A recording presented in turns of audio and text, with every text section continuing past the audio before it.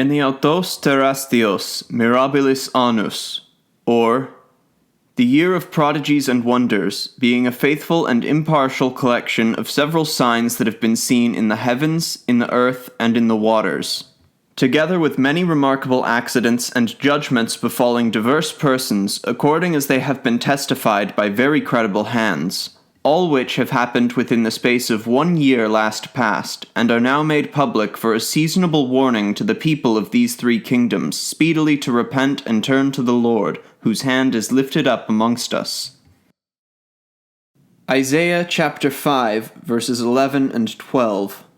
Woe to them that rise up early in the morning, that they may follow strong drink, that continue until night, till wine inflame them. And the harp and the viol, the tabret and the pipes and wine are in their feasts, but they regard not the work of the Lord, neither consider the operation of his hands. Psalms chapter 111, verse 2. The works of the Lord are great, sought of all them that have pleasure therein. Revelation chapter 15, verse 4. Who shall not fear thee, O Lord, and glorify the name? For thou only art holy, for all nations shall come and worship before thee, for thy judgments are made manifest. Omnia haec signa sunt imminentis irae Dei, quam necesse est quoquo modo possumus ut, et annunciemus, et praedicemus, et deprecemur. Quod signum erit irae Dei impiis, erit signum perfectae redemptionis filiis Dei. Printed in the year 1661. The Preface. The most natural and frequent works of God ought to be the daily subjects not only of the serious consideration, but admiration also of every sober Christian. Eliphaz in Job reckons the ordinary occurrences of natural causes as the rain, etc., amongst the great and unsearchable and marvelous things of God. For indeed nothing less than the admirable, infinite, and transcendent wisdom, power, and majesty of the mighty Jehovah is clearly manifested in the most common and usual constitutions of nature, the whole world being nothing else but God's book in folio, and every creature and providence as a several page, in which we may plainly read his eternal power and Godhead, or, like to Jacob's ladder, the top in heaven and the foot on earth. Yea, God many times appears greatest in the smallest things. He is more eminently seen in the activity of the souls of the dwarf and ant than of the giant and elephant. Some of the ancients have affirmed that the ordinary productions of nature are more wonderful than those things which do obtain a more formal denomination of miracles, making the multiplication of a grain of corn in the earth a greater wonder than the multiplying of the 5 loaves by our Saviour, wherewith he fed 5,000. If God then had limited the discoveries of himself to the world in these common ways and means, he had not left himself without witness, but all men certainly without excuse, whiles in defiance of these impregnable proofs and demonstrations of a deity, they do remain wilfully ignorant and brutishly immerse themselves in the stinking lake of an atheistical and diabolical conversation. But that God might add to this way of manifesting himself the utmost degree of completement and perfection, and that he might also ex abundanti prepare a sovereign and sufficient antidote against desperate atheism and irreligion amongst rational creatures, he doth many times beyond, above, yea, sometimes contrary to the ordinary course of things, make his wonderful works to be remembered. He doth indeed set bounds to nature, and will not suffer it at any time to overflow its banks. But he will not limit himself, for whatsoever the Lord pleases that doth he in heaven and in earth and in the seas and in the deep places, he will sometimes do great things past finding out, yea, and wonders without number. Upon this account it is that the psalmist, contemplating the wonderful signs and judgments by which God did make way for the complete deliverance of his people out of Egyptian bondage, breaks forth into this triumphant challenge: Who is so great a God as our God? Thou art the God that dost wonders. Thou hast declared thy strength amongst the people. Now, it is the scope and design of the ensuing narrative to represent God unto the world in his high and ominent capacity as a wonder-working God. And to that purpose we could not but record and publish some of those megaleia to theou, which by impartial and diligent hands have been faithfully gleaned out of several parts of the nation, and are here put together under their proper heads, according to their respective dates, whereunto we have also added a few suitable parallels to some of them, as we have been furnished with them from our most authentic historians, and as we had opportunity and leisure to find them out. But before we proceed a step further, that we might take away all occasion of misbelief from any that may seek occasion, we do make the same solemn protestation which Lycosthenes did in the like case before God, angels, and men, that we have not feigned any one of the particulars here inserted, nor so much as a circumstance relating to any one of them, but have faithfully and impartially published them as they were communicated to us from credible persons, whose proofs also we scanned and weighed to the uttermost, and received ample satisfaction in the validity thereof before we made them public, casting away many things which we could not but judge probable, because not satisfied in the certainty of them. Neither let the paucity of the spectators of many of the particulars be a stumbling stone to any, seeing only the Magi saw the star that led to Christ, and a few shepherds the heavenly host which proclaimed the birth of our Saviour, and upon the credit of their testimony, both these things are inserted in the sacred story. And now, having given, as we hope, a satisfactory account in the premises, we shall go on to tell the reader that the signs and prodigies contained in the ensuing discourse are in themselves like the handwriting upon the wall in Belshazzar's palace, which the soothsayers, astrologers, and Chaldeans could neither understand nor read, but the saints may with God's heifer come to know his riddles. The wise shall understand. The things that are here presented to the reader are various and remarkable. The particulars seen in the heavens are in number 54, those in the earth 23, those in the waters 10, the accidents and judgments befalling several persons 27. All these, which have been collected but by a few hands, there being, we are persuaded, many more which have not come to our knowledge, have happened within the compass of a year. The like we believe a whole age hath scarce produced in times past. The Lord therein showing mercy and compassion to the people of these nations, that though he hath suffered this year so many hundreds, if not thousands, of our able godly preaching ministers to be removed into corners, yet the defect of their ministry hath been eminently supplied by the Lord's immediate preaching to us from heaven, in the great and wonderful works of his providence, which Eusebius calls ta tou theou kerygmata, God's sermons, which this year come to more than 2 in a week, according to the foregoing calculation.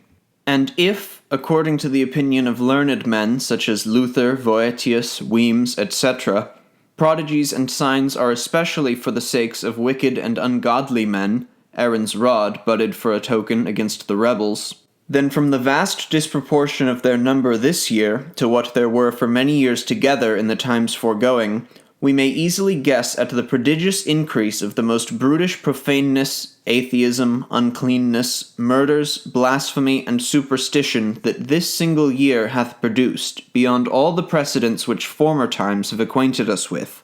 And surely by these heinous and unparalleled enormities the jealous God hath been exceedingly provoked, and by his remarkable and strange signs in the heavens, the earth, and the waters, doth in a most dreadful manner alarm the ungodly world.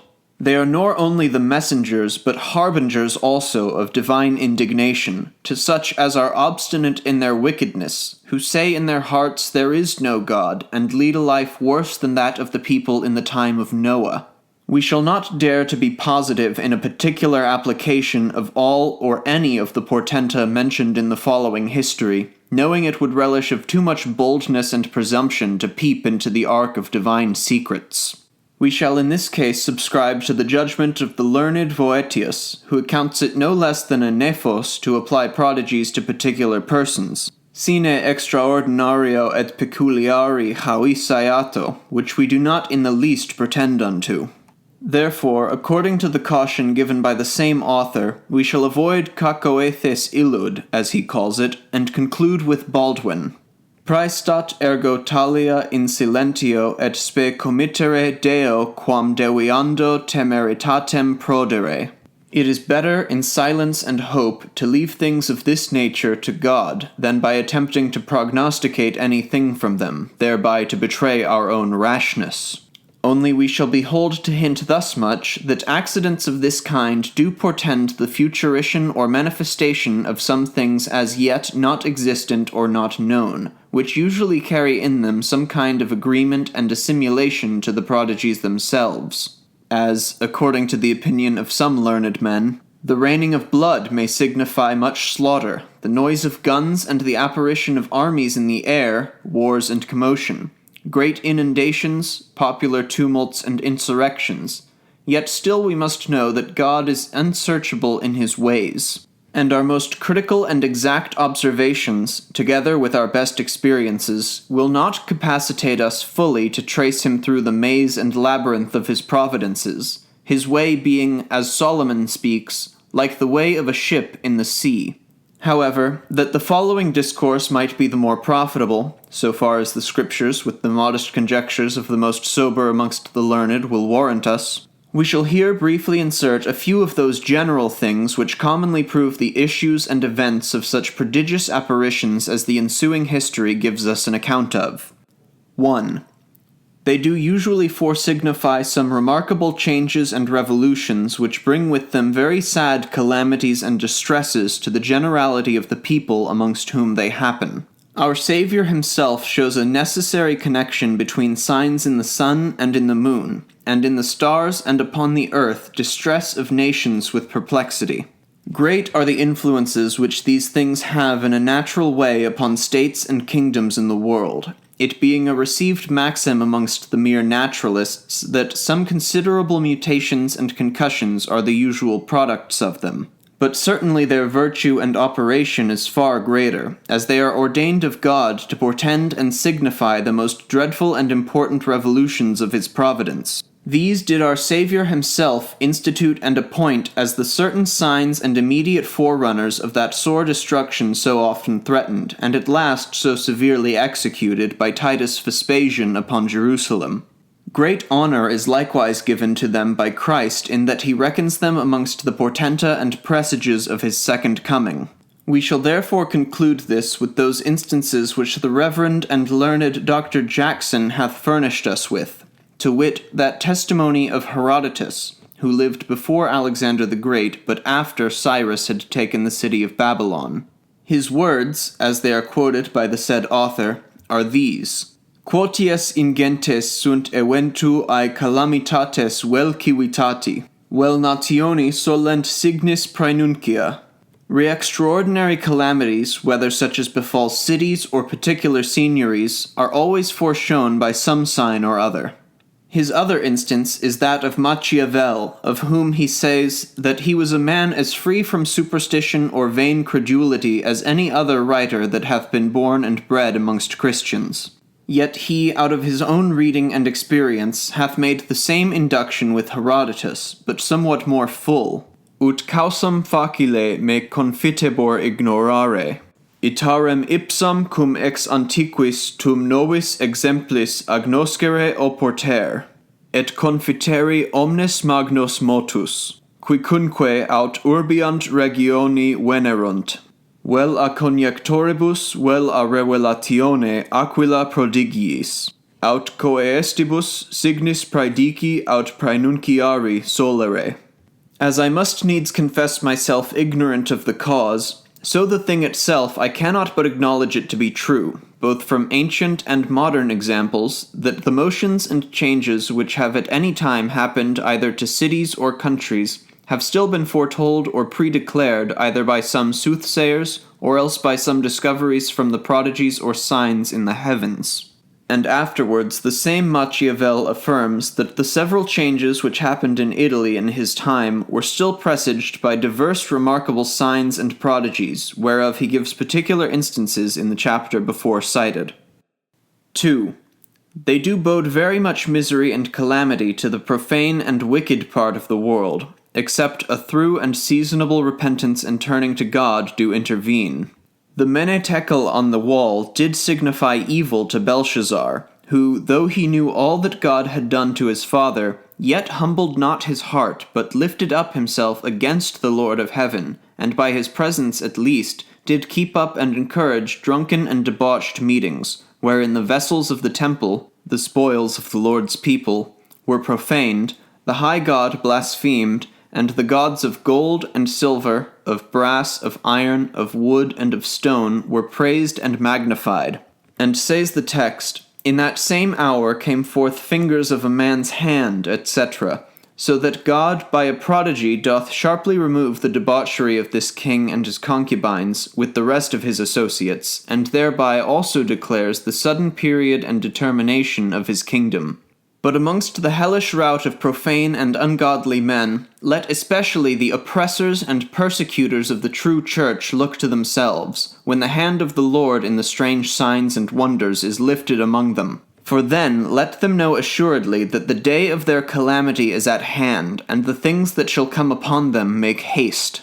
The retail and final overthrow of Pharaoh and the Egyptians, those cruel taskmasters and oppressors of the Israelites, did bear date not long after the wonderful and prodigious signs which the Lord had shown in the midst of them. Neither could the nation of the Jews, who were both the betrayers and murderers of the Lord of life and glory, and did persecute his apostles and disciples from city to city, escape those sad and dreadful effects of the signs and prodigies which Christ long before foretold and forewarned them by, and were indeed, according to our Saviour's predictions, the doleful messengers of the approaching ruin both of themselves, their city, and temple. Oh, that therefore all the enemies of Sion, who make it their work to tread the holy city underfoot, would betimes before the effects of this year's wonders take place against them, truly repent and be ashamed of all their enmity against the faithful servants of the Most High God, lest his wrath break forth and there be none to deliver. 3. They do usually prognosticate very much good to the sober and religious part of the world. That which severely threatens the ruin and destruction of others doth clearly portend the security and preservation of their interest. Those signal predictions of Pharaoh's and the Egyptians' overthrow did yet assure the Israelites of their speedy deliverance and departure out of the house of bondage. Therefore, when the psalmists had largely discoursed of those signs which God did show in Egypt, he concludes with these words, He made his own people to go forth like sheep, and guided them in the wilderness like a flock, and he led them on safely so that they feared not, but the sea overwhelmed their enemies. Yea, the very first discovery that ever the Lord made of saving that people was by the prodigy of a burning bush. David, also speaking of great earthquakes, sad and dark eclipses, terrible storms, strange fiery meteors in the heavens, dreadful thunders and lightnings, etc., make the end of all this to be nothing else but his own deliverance. Therefore he says in the close of all, He sent from above, he took me, he drew me out of many waters, he delivered me from my strong enemy, and from them that hated me, for they were too strong for me.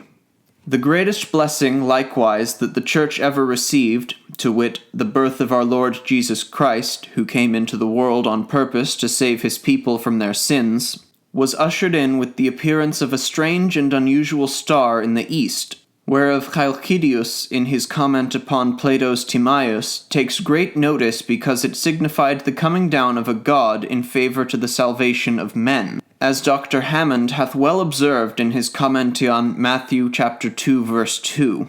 Those very signs also which according to Christ's prophecy did point at the miserable desolation of Jerusalem, did, notwithstanding, presage the giving of the Holy Ghost to the apostles, and the first gospel church, as Peter himself affirms in his apology for the disciples. And indeed these strange prodigies were long before by the prophet Joel prophesied of, as the harbingers of that new and spiritual dispensation under the gospel. According to his excellent connection, I will pour out my spirit upon all flesh, and I will show wonders in the heavens, etc., which Peter, in the forementioned scripture, makes to be fulfilled in that wonderful effusion of the Spirit on the day of Pentecost. Yea, further, our Lord Jesus Christ himself, when he speaks of the several signs that shall precede his second coming, at the sight whereof all the trees of the earth shall mourn, yet encourages his people to lift up their hands with joy, because their redemption draweth nigh. Upon which words Luther thus descants, "Behold," says he, "this notable instructor, who knoweth better how to expound signs and tokens to come than any soothsayer or astrologer. They only prognosticate terrible and horrible events thereof, but he, unto whom nothing is unknown, doth foretell them to be tokens of all goodness to his people." And again, in the same sermon, he observes that the happy and comfortable issues of those signs to the godly, our Saviour doth plainly interpret by the parable and similitude which he makes use of to that purpose. "Behold," says he, "the fig tree, and all the trees when they now shoot forth, ye see and know of your own selves that summer is now nigh and hand," etc. Doubtless, says Luther on these words, this is a notable exposition which I myself could never invent, nor apply to this purpose. For who ever heard that the darkening of the sun and moon, the destruction of the heaven and earth, should be likened to the shooting out of buds and the blossoming of trees? I would think rather that these things should be likened to a rough, sharp, and very hard winter, which with intolerable cold destroyeth and killeth all fruits, and whatsoever groweth upon the earth. But our Saviour Christ, of all others the best interpreter and expounder of his word, expoundeth these signs after another sort, better to our comfort and consolation. So that now if we see the sun and the moon darkened, the water and the winds stormy and tempestuous, he teaches us then to say, "Thanks be to God, for now the pleasant summer is at hand.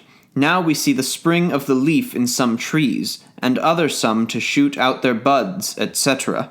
Upon this consideration, therefore, let all the Lord's faithful people observe the prophet's counsel, not to be dismayed at the signs of heaven, but rather with the psalmist let us triumph in the works of God's hands, and abound in thanksgiving and rejoicing, for that his name is near, his wondrous works declare. Let us comfort ourselves with this, that where God doth threaten that the sun shall be turned into darkness, and the moon into blood, etc., in the very next verse he is pleased to make a gracious promise, that whosoever shall call upon the name of the Lord shall be saved. For in Mount Zion and in Jerusalem shall be deliverance as the Lord hath said, and in the remnant whom the Lord shall call. But we shall no longer detain the reader from the sight and perusal of the ensuing collection, which we desire to accompany with our prayers, that all who read it may lay to heart the things contained in it, and take heed they despise not the works of the Lord, not the operation of his hands, lest according to his threatening he destroy them and not build them up. But let every one rather from these things be convinced that upon us the ends of the world are come, and that God is now making haste to consummate his whole work in the earth, and to prepare the way for his Son to take unto himself his great power and reign. All these prodigies being, according to our Saviour's own prediction, but preludiums to that signal and last revolution which makes way for the now heavens and the new earth, wherein dwells righteousness. And if we look for such things, let us be diligent that we may be found of him in peace, without spot and blameless. July 25th, 1661. Amen. Several prodigies and apparitions seen in the heavens from August the 1st, 1660 to the latter end of May, 1661. 2 suns seen near Hartford, August 1st, 1660. Several persons who were reaping wheat in a field about a quarter of a mile from Hartford, near 6 of the clock in the evening, August 1st, 1660, espied 2 suns in the firmament, the one west, the other more northerly, at some distance each from other. They were, as they judged, of equal height and bigness, and beams did issue from both, only that more northerly shone not so bright as the other. They continued in their view near half an hour, and then were both overshadowed by a cloud. This is testified by honest credible persons who were eye-witnesses. These parelioi, as the Greeks call them, do naturally portend much moisture and rainy weather. But God ordains them, as some learned men conceive, to signify several judgments, as war, famine, and pestilence. Some do affirm they portend the fall of great men from their power, who rule with pride and disdain. They also signify, as others do conjecture, disturbances and innovations in matters of religion. There were 2 suns seen in England at one time, shining at a good distance from each other in the beginning of Queen Mary's reign. Several suns were seen near Prague about the time of the dreadful persecution which the Protestants sustained there from the hands of the bloody papists. The likeness of a ship seen in the air at Stratford Bow near London. In the same month was seen also at Stratford Bow near London the likeness of a great ship in the air, which by degrees lessened till it came to be as small as a man's arm, but kept its form all the while, and at last disappeared. This is testified by an able minister living not far from the place, who received the information from the spectators themselves. A rainbow of a blood-red colour seen before sunrising at Southoe in Huntingdonshire. About the same time at Southoe in Huntingdonshire was seen before sunrising, in the west and by north, a rainbow of a blood-red colour. It gave forth brightness as if the sun had been rising in that part of the heavens. After it had continued for a while, a great red cloud by degrees swallowed it up. This is testified by a very credible person who lived not far from Southoe, and did speak with several who were eyewitnesses. 7 stars seen to fall down perpendicularly. A gentleman of good quality, and an officer of eminency in the late king's army, and now a justice of peace in the country, having occasion to be at London about the month of September 1660, as he was going over Smithfield about 10 of the clock at night to his lodgings in Bartholomew's Close, perceiving several people looking up into the heavens, did himself also look up, and espied towards the southwest a bright star of a more than ordinary bigness, and encompassed with 6 lesser stars.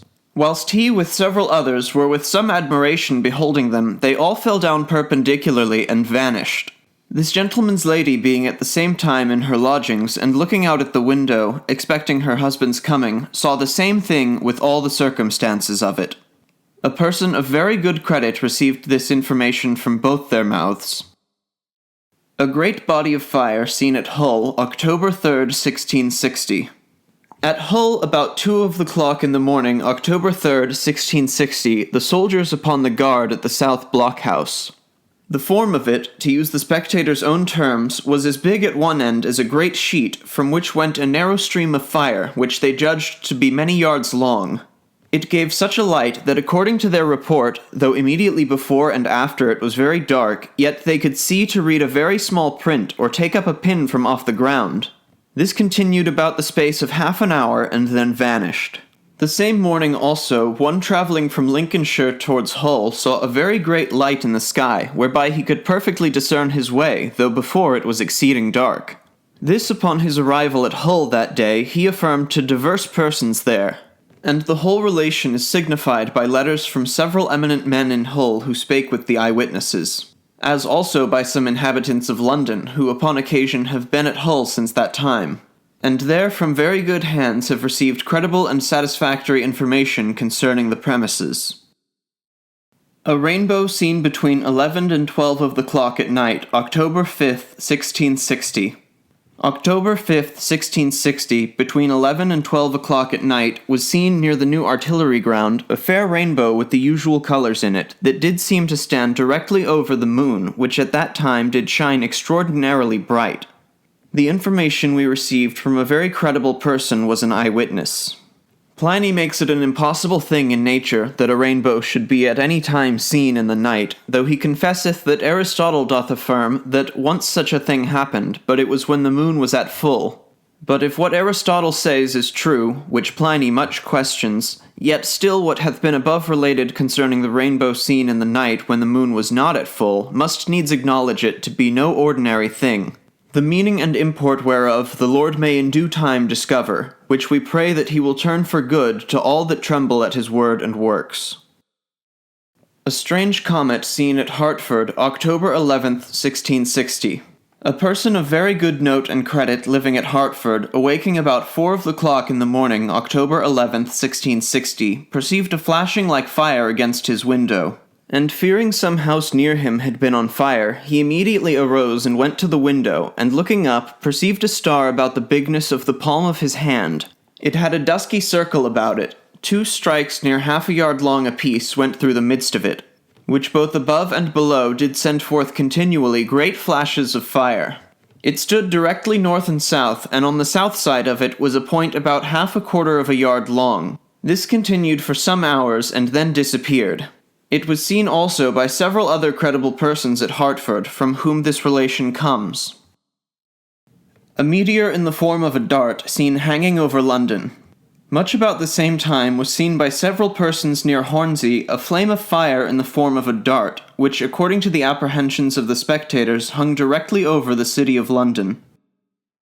2 meteors like a ship streamer or a besom seen in Wood Street, October 12, 1660. In Wood Street, London, upon the 12th of October 1660, about 4 o'clock in the afternoon, was seen by several of the inhabitants there a fiery meteor in the form of a ship streamer, or as others apprehended, of a besom, with the great end foremost, about 2 yards in length. It passed with a very swift motion from west to east, and as some of the spectators do affirm, it made a great noise as it passed by. Immediately upon it followed another of the same form, but not of the same bigness. The information comes from eyewitnesses. Such a prodigious sign in this form, though of a longer continuance, appeared in anno 1550, when the persecution began to wax hot in Scotland against the professors of the truth.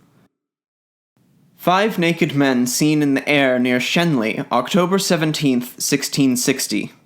At Shenley in Hertfordshire, October 17, 1660, being the day wherein Colonel Scroop, Colonel Jones, and some others were executed at Charing Cross, was seen in the air towards the evening, the sky being very clear, the appearance of 5 naked men exceeding bright and glorious, moving very swiftly, and after a little time a great hill intercepted the sight of them.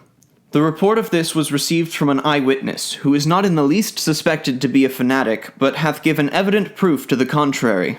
He doth constantly affirm the truth of it, and others to confirm it by his oath.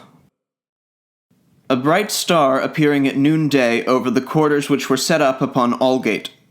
Not long after this, to wit, the same day when the quarters of the several executed persons were set up upon the gates of the city, there appeared at noonday a bright star over Aldgate, for 2 or 3 hours together, and continued so for 4 or 5 days. Of this many hundreds in the city passing that way, together with the adjacent inhabitants, were daily spectators during the time before specified. 7 pillars of smoke seen ascending from the quarters over Bishop's Gate, 2 quarters more having been since set upon the same gate. Also at Bishop's Gate there appeared 7 pillars of smoke, one whereof was bigger than the rest, ascending from the 7 quarters which were first set up upon the gate. They reached up towards heaven as high as the beholders could well discern. 3 moons were seen at Titsey in Surrey, October 19, 1660. At Titsey in Surrey, October 29, 1660, about 8 or 9 of the clock in the evening, there appeared in the heavens 3 moons of equal bigness and brightness at a little distance from each other. The relation come from eyewitnesses, who were many, and some of good note and quality. In Ireland, anno 1342, October 11th, the moon being 11 days old, were seen at Dublin 2 moons. Also in the month of March, anno 1551, in the year wherein the Duke of Somerset was beheaded and the disputes were in Germany about religion, and the French made war with the Emperor, 3 moons were seen together here in England. The like happened also annis 1644, 1645, 1646, 1647. The like happened a little before the bloody wars between the Romans and Carthaginians brake forth. A fiery meteor seen near Misden in Hertfordshire, from which did fall down perpendicularly 3 stars, whereby the earth was exceedingly enlightened. The meteor afterwards turned into the form of a sickle, and then into the form of a scythe. 3 persons, inhabitants of Austy in Hertfordshire, going before day, October 30th, 1660, with malt horses to Ware Market, were on a sudden smitten with a terrible flash of lightning. After which the air continued very light, and grew brighter and brighter, and they looking from whence this great light should come, saw, as they conceived, full east before them a very dreadful fire, and concluded that some house at Misden had been on fire. But they having not ridden much further, perceived the fire in a great body to ascend, and the sky opening to receive it, and as it went up, 3 stars one immediately after another fell down from it perpendicularly.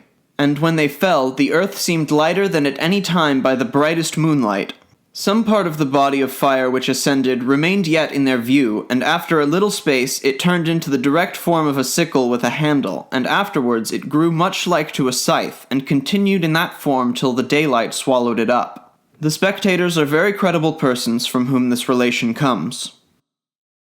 A fiery meteor in the form of a dragon seen between Haddam and Ware, October 30th, 1660. The same morning also, some going before day with their carts from about Haddamside in Hertfordshire to Ware saw a body of fire in the sky of diverse colours like the rainbow, which presently turned into the perfect form of a dragon and immediately fell down to the ground. And by the fall of it the earth was so lightened that they could have seen a penny upon the ground, as the spectators themselves do affirm, from whom we have this whole relation. This kind of meteor is called by the philosopher Draco Wolons, and about the time of the Bohemian persecution, to wit in the year 1624, such a fiery dragon was seen throughout all Bohemia and Silesia. The like also was seen in Scotland November 25th, 1656, which was confirmed by several letters from thence at that time, a true and full description of it. Together with the portents thereof you in a book called Miraculum Signum Coeleste, page 28, 29, etc. A body of fire ascending into the air till it fixed itself in the sky like a star between Hertford and London, October 30th, 1660. The same morning, likewise before day, when it was very dark, 5 neighbours going from Hertford to London did alight by the way, and walked to get themselves a heat, and as they were getting up upon their horses again, there came a sudden flash of fire which made it so light that they could perfectly discern as at noonday anything upon the ground. Their horses also seemed to be all on fire. But within a little space this body of fire rose up again into the air, with a tail about a pole long, and went eastward, where at last it fixed itself in the sky like a star. A ball of fire was seen to come out of the heavens, and fell upon a gentleman's house. Another fell upon a wood, and a third upon the ground. These were seen October 30th, 1660. Upon the same morning, very early, the waggoner of Wickham in the county of Bucks came towards London with his waggon and divers passengers in it. About a mile from Wickham they all saw, to their great affrightment, the heavens open, and a large ball of fire about the bigness, to use the relator's own phrase, of a great kittle, in a terrible manner descending and falling, as they conceived, upon a gentleman's house near a quarter of a mile from them, and they verily thought, because the fire brake in pieces on the house, it had been set on fire by it, but afterwards they found it to be otherwise. Immediately upon this they saw another ball of fire descending in the same manner with the former, which fell upon a wood very near to the road wherein they were travelling, and they conceived that the whole wood had been in flame. A third ball also came down and fell upon the earth, and was broken into several pieces. During this time, which was about the space of half an hour, the air was exceeding light, so that the passengers in the waggon could perfectly discern each other, and see to read an ordinary print. But immediately after it was as dark as before. This relation comes from some of the aforesaid passengers, particularly from the waggoner and his wife. A fiery meteor with a tail 30 yards long, seen between Uxbridge and Branford, October 30th, 1660. Several persons on the same 30th of October, going from Uxbridge to Branford between 3 and 4 of the clock in the morning, saw in the sky a very great light standing east and west. That part towards the east was as broad as a very large table. That part towards the west seemed to them to be a tail of about 30 yards long, as near as they could guess. It did so enlighten the air that they could see to read the smallest print. It continued till near break of day, and then divided in the middle, half went to the east and half to the west, and so by degrees disappeared. Several inhabitants of Uxbridge in their journey to Branford, and others at home in their houses, were eyewitnesses hereof, and did relate it to a citizen of London, a person of known worth and integrity, from whom we received this information. A meteor much like this in form was seen near Bristow in the month of January, anno 1648, which is published in print by an able godly minister in London, who received the information from an eyewitness. At Yeldon in Bedfordshire the same morning, very early, was seen a great star which stood northeast and southwest. It gave so great a light that some inhabitants there, who were up so soon that morning upon their occasions, could see to do business in the house by the light of it. One credible person there beheld it 2 hours together, and at last see it turn into the perfect form of a Roman S, and then presently it divided in the middle. And one half went to the northeast, and the other to the southwest, and so by degrees disappeared. Two other persons of credit in Northamptonshire, not many miles from Yeldon, saw the same morning a very great light in their chamber, which they much wondered at, because it was not the time for the moon to shine, but they, not rising out of their beds, saw not the star as others did, from whom this relation comes. The parallel. In the year 389, a little before the Scots and the Picts invaded Britain, did arise in the north a great star much bigger than the day star, and shined several mornings together. A fiery meteor seen near Piccadilly, a fly shot in length and 5 foot in breadth, October 30th, 1660. About 5 of the clock in the morning, the same 30th of October, 1660, two persons of credit living near Piccadilly, going over the field by the Pall Mall, heard a noise in the air as if a pound of gunpowder had been fired. And looking up, they saw a body of fire bigger than the moon, from which there issued a stream of fire towards the east, a flight shot in length and 5 foot in breadth. There were also 2 shorter streams of fire issuing from the same body, southeast and south. This relation comes from one of those 2 persons who were the eyewitnesses.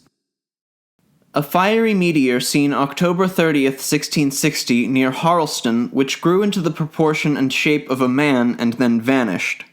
Several considerable persons near Harleston in Norfolk between 4 and 5 of the clock in the morning on the aforesaid 30th of October saw a very great fire in the air flaming every way and sparkling exceedingly. It seemed to them to roll up and down in the air.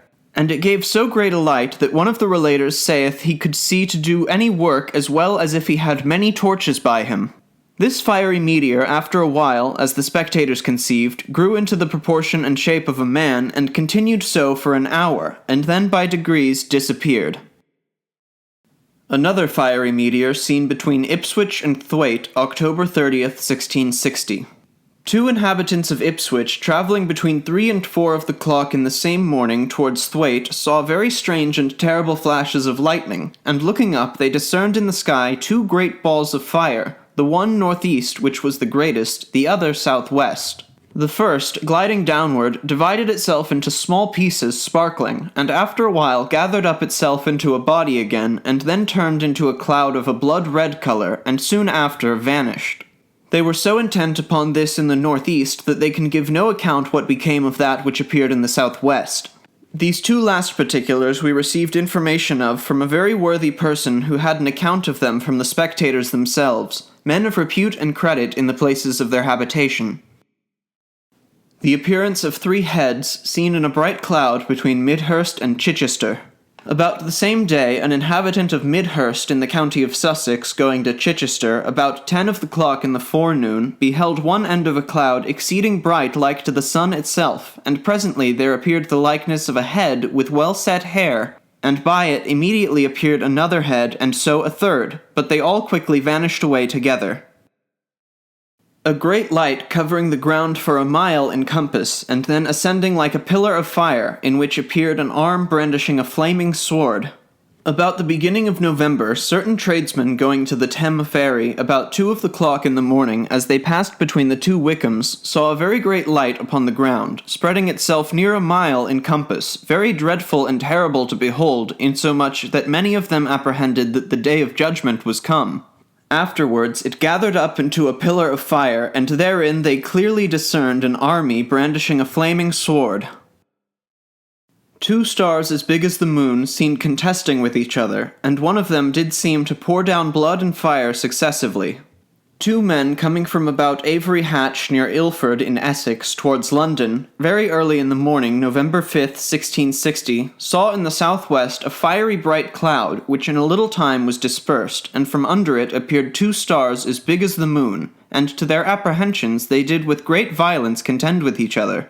And after they had contested a while, one of the stars by degrees grew dimmer and lesser, and the other brighter and larger, till at length one of them totally disappeared, and the other continued in their sight at least 2 hours, a great part of which time they saw streaming from it, as they conceived, successively streams of fire and streams of blood, and, to use their own words, the blood streamed from it as if it had been poured out of a pail or bucket. This star afterwards by degrees lessened till it came to the proportion of an ordinary star, and so continued till they entered into Whitechapel. All this was received from the mouths of the spectators by many persons of eminency in London, both that morning they came to town and at several times since.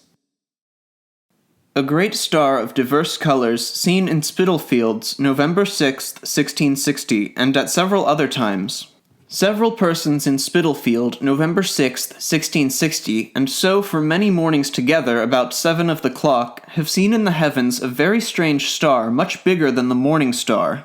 Those who have looked upon it through a perspective glass, and amongst them the person from whom we received the account was one, could easily discern it to be of 3 several colours. On the one part it was bluish like the flaming of brimstone, in the middle it was clear like the usual colour of a star, and on the opposite part it was like the flame of a smoking fire. Fire appearing upon horses' heads and on travellers' switches as they rode between Hull and Beverley in a great storm of thunder and lightning, November 10th, 1660. By letters from persons of very good credit, inhabitants of Hull, it is certified that on the 10th of November 1660 there was, about 6 of the clock in the evening, a very sore and dreadful thunder and lightning. Some that were riding that evening from Beverley to Hull and other places thought that their horses' heads and the sticks in their fellow travellers' hands had been of a light fire. This is somewhat like to that which by philosophers is called ignis lambens, which they say is plane prodigiosum et sine omni causa. Also, by other letters out of Yorkshire, from very good hands, we are assured that about the same time there hath been very sore thundering and lightning to the great terror and amazement of the inhabitants, whereof the more notice is to be taken, because such tempests are not usual at that season of the year. Armies seen in the heavens engaged in fight against each other. Several credible persons, inhabitants of Harsham in Sussex, coming towards London very early in the morning, as they were riding through Smithen's Bottom near Croydon, on a sudden saw a very great light, and the hill on their left hand appeared as it had been all on a flame. In a little time that great light divided itself into 2 distinct lights, wherein seemed to them to be 2 distinct armies engaging and pushing one against the other. They beheld them in this posture a very considerable space of time, till at last there fell an exceeding thick fog which made it very dark, and the smell of the fog was as the smell of gunpowder. This relation was received by a contributor to this collection from an eye-witness. The parallel. Prodigies like to this have at several times happened in many places, and the events hath been always very signal and remarkable. Thus God did forewarn the Jews of the destruction of themselves, their city, and temple, which was effected not long after by Titus Vespasian. The like also appeared in England anno 1415, not long before that famous fight at Agincourt in France, wherein the English slew upon the place 10,000 French, and took as many prisoners. About the same time also Pope Gregory died.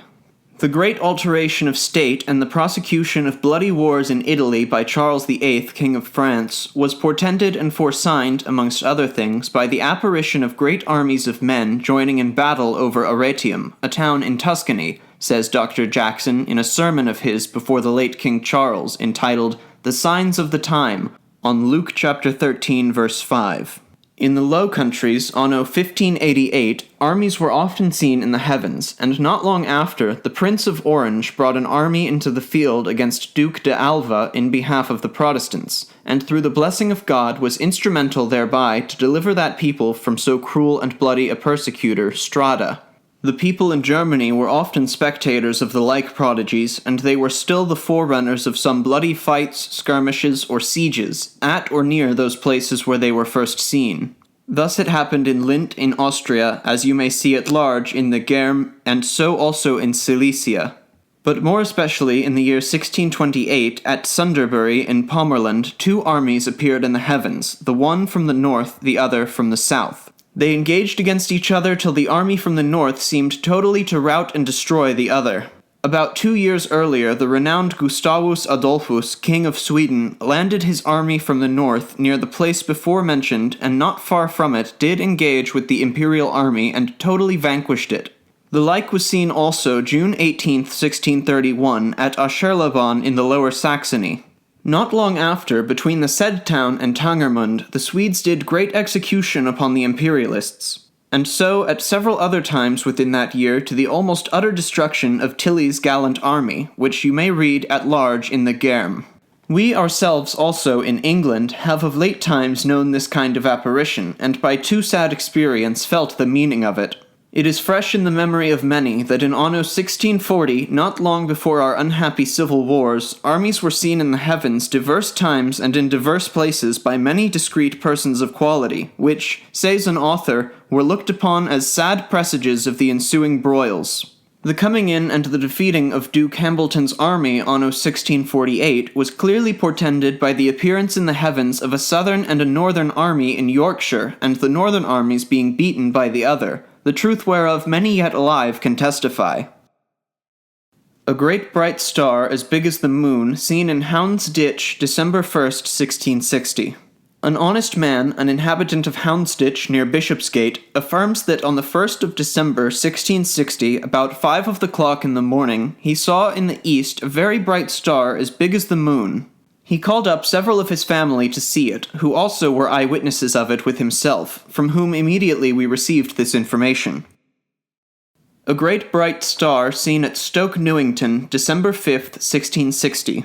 A citizen of good note in London, having occasion to stay all night, December 4th, 1660, at Stoke Newington, in the morning, about 5 of the clock, saw a very great light in his chamber. And being much amazed at it, he arose out of his bed and went to the window, and looking out, he saw towards the east a very great bright twinkling star, as big, according to his own relation, as many 6 stars that he ever saw before. It shone so bright that he could have seen to read or do any other business in his chamber by the light of it. He beheld it a quarter of an hour, and being very cold, returned to his bed again. This relation we have from the gentleman's own mouth. The parallel. In the year 1572, there appeared in Cathedra Cassiopeiae a large bright star, though not so big as either of these two last mentioned, the effect whereof was seen in a very great dearth of corn, as also all other provisions. Several steeples and cathedrals seen burning in the air, some subverted, others torn irreparably, etc. It is certified by a letter from a very good hand in Yorkshire that 6 sober discreet persons, being very early upon the road, saw a fiery apparition in the air, wherein they discerned 2 or 3 steeples and several cathedrals, some burning, others rent and torn irreparably, others subverted with the pinnacles downwards, and by one of the pinnacles stood an angel with a flaming sword.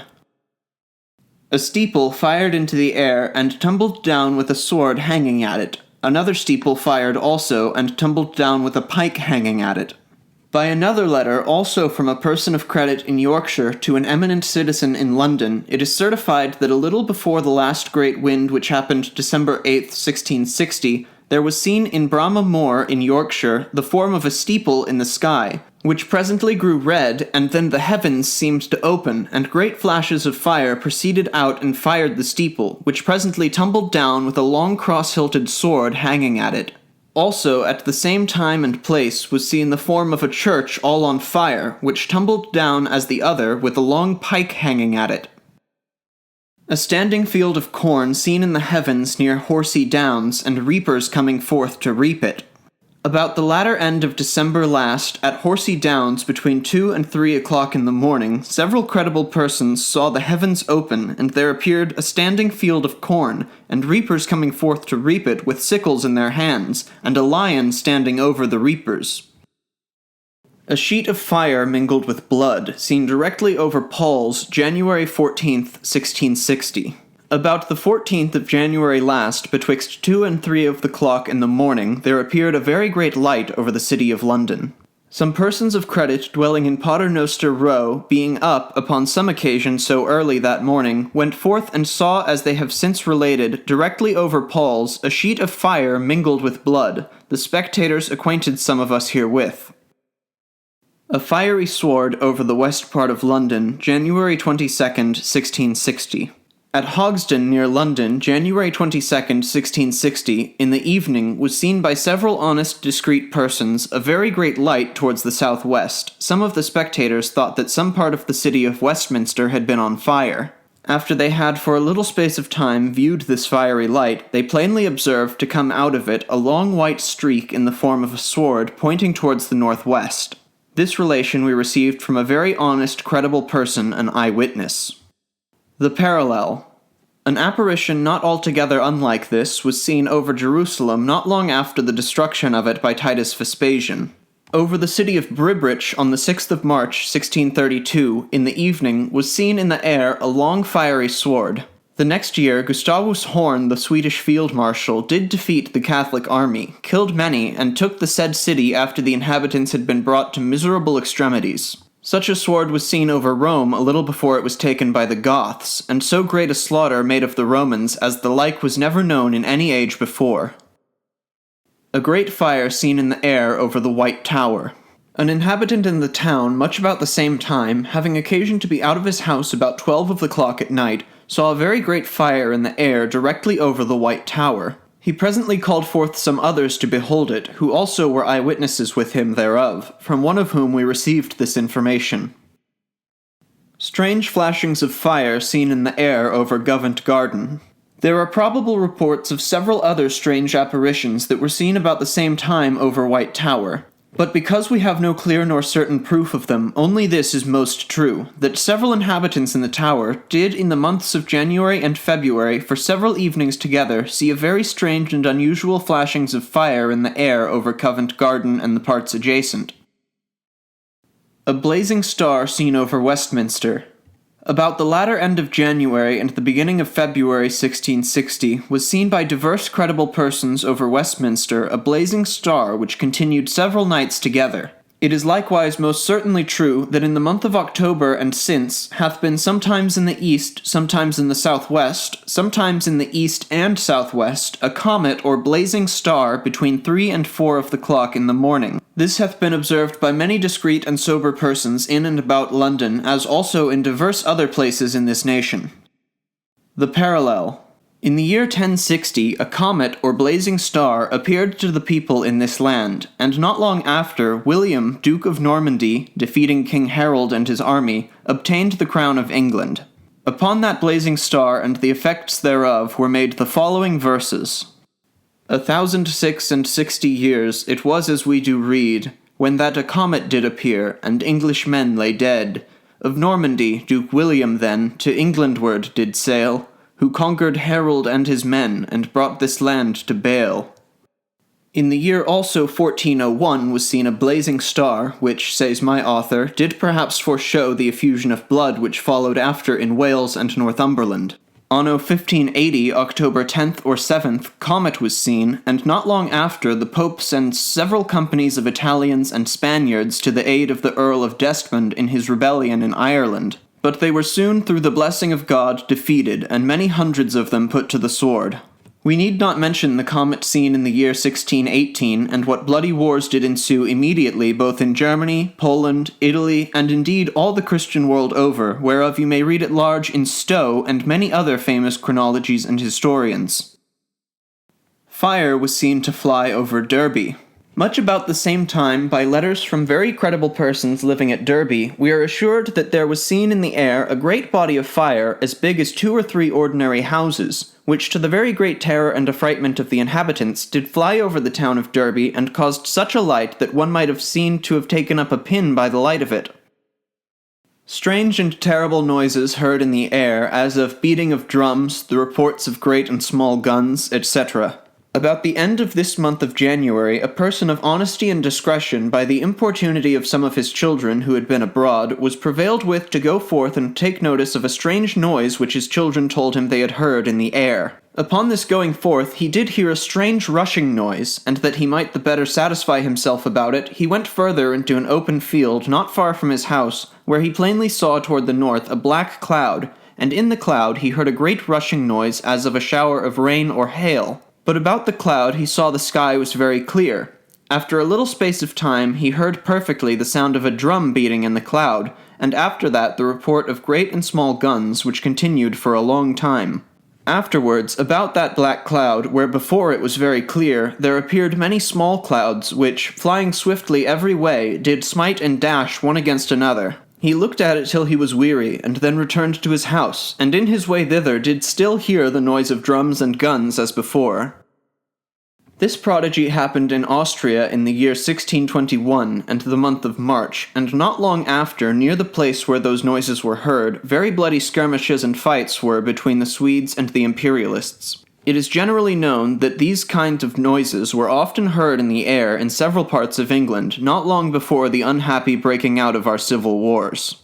And in the year 1658, October 10th, the noise of guns and drums was heard in the air by many considerable persons in Yorkshire about Holderness, Holden, Heddon, Patrington, etc., and several other places. It continued about half an hour, during which time there was a great mist in the air like smoke, and the earth seemed to quake and tremble. This thing is so generally received as a truth in those parts, there being yet alive so many that heard it, that it is above all contradiction. A meteor in the heavens like a sheaf of corn on a burning flame. In the month of February 1660, a citizen of note, with some other passengers, came from Gravesend in a night that was so dark that the watermen lost their way, and in 6 hours' time had not gone above 4 or 5 miles. In the midst of this darkness there appeared a fearful fire in the heavens, which brake forth like a sheaf of corn all on a burning flame, and continued so about the space of a quarter of an hour. Then it was obscured for the space of about half a quarter of an hour, and after that flamed again for near a quarter of an hour, and afterwards disappeared. The relation comes from the aforesaid citizen, one of the passengers. The appearance of 2 churches in the heavens, the one like a cathedral, the other a very small one, etc.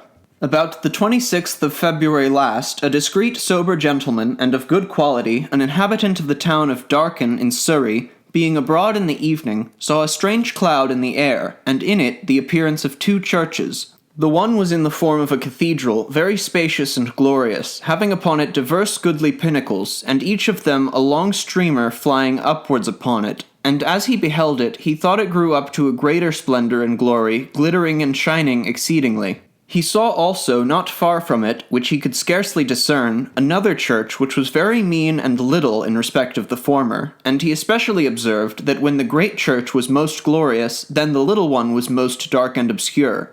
Yet he plainly discerned a very bright star in the midst of it, and another bright star between the 2 churches. After this gentleman had for some time with great admiration beheld this strange apparition, he perceived a small puff as of breath upon the stately cathedral church, and immediately it fell down and vanished away. Then he saw the little church with the star begin to appear more bright and glorious, but upon some special occasion being earnestly called into his house, he saw not the issue of it, which since hath been a very great trouble to him. This comes from the spectators' one mouth, who have been always observed to be very averse to give the least credit to relations of this nature. He was by his own eyes convinced of the truth of this. A flame of fire seen over London. About 8 of the clock at night, March 14th, 1660, some of the inhabitants of Plaistow in the parish of Westham, near London, saw for some hours together a fiery great flame over the city of London. As near as they could guess, it was so great that a very knowing person, an eyewitness, from whom we received this information, did declare to us that he believed he should the next morning have heard that half the city had been consumed by fire. But coming to London the next day, he found his fears prevented, though his admiration very much heightened. The parallel. Such fires were seen in many places anno 1098, and says my author, Secuta est animalium pestilentia, et segetes nimio imbre et aerugine corruptae sunt. There followed upon it a great pestilence, and the spoiling of the fruits of the earth by too much rain and blasting. The like also happened in several other places with the like effects. Rome also was once taken, not long after such kind of meteors were seen over it, though soon delivered again. The like prodigy was seen a little before the great divisions happened between the patritii and the plebii in Rome, and so strong attempt were made to bring in the decem viri anno mundi 3505. A bright cloud running to and fro in the air, and dropping down fire upon Westminster House and the Parliament House, March 14th, 1660. Several passengers coming in a boat from Putney to London about 8 of the clock at night, March 14th, 1660, when they were near Westminster, saw a dark and black cloud hanging over Westminster House, which after a little space of time passed away, and in the room of it appeared a white bright cloud which gave such a light that they could plainly discern the windows of the Parliament House and people walking to and fro upon Westminster Bridge, though before it was exceeding dark.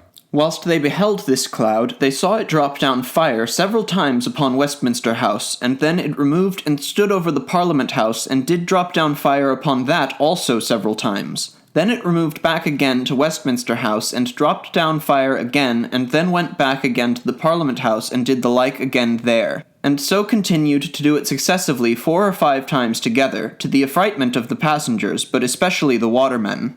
One of the gentlemen that was in the boat came, as we have been informed, that night to Westminster House, and related this story to several persons there. The same apparition was seen at the same time and over the same places by diverse travellers that came from Kensington towards London that night. A fiery meteor breaking into several pieces. Some credible persons, passing upon the Thames about 8 of the clock at night, March 21st, 1660, beheld in the heavens a fiery meteor as big as a man, which in a short time brake into many hundreds of large sparkles of fire, and seemed to them to be lights in the sky shaped like pyramids, sharp at the top and square at the bottom. Strange apparitions in the heavens, seen by many at London Bridge, March 21st, 1660. Upon the 21st of March, 1660, between 7 and 8 of the clock in the evening, was seen in the air at London Bridge by very many judicious and sober citizens, full west or west by north, several forms and figures variously metamorphosed, being the perfect shapes and representations of several beasts, one monster, sundry men, and 2 armies. The relation take as followeth, as it was drawn up by several of the spectators, who immediately, while the thing was yet fresh in their minds, went together, and everyone contributing his observations, they agreed unanimously upon the ensuing description. 1. There appeared the figure of a great cathedral with a high tower or steeple advancing itself in the middle of it, which after a short continuance vanished. 2. There was represented the form of an oak with very large arms and spreading boughs, which also vanished after a short season. 3.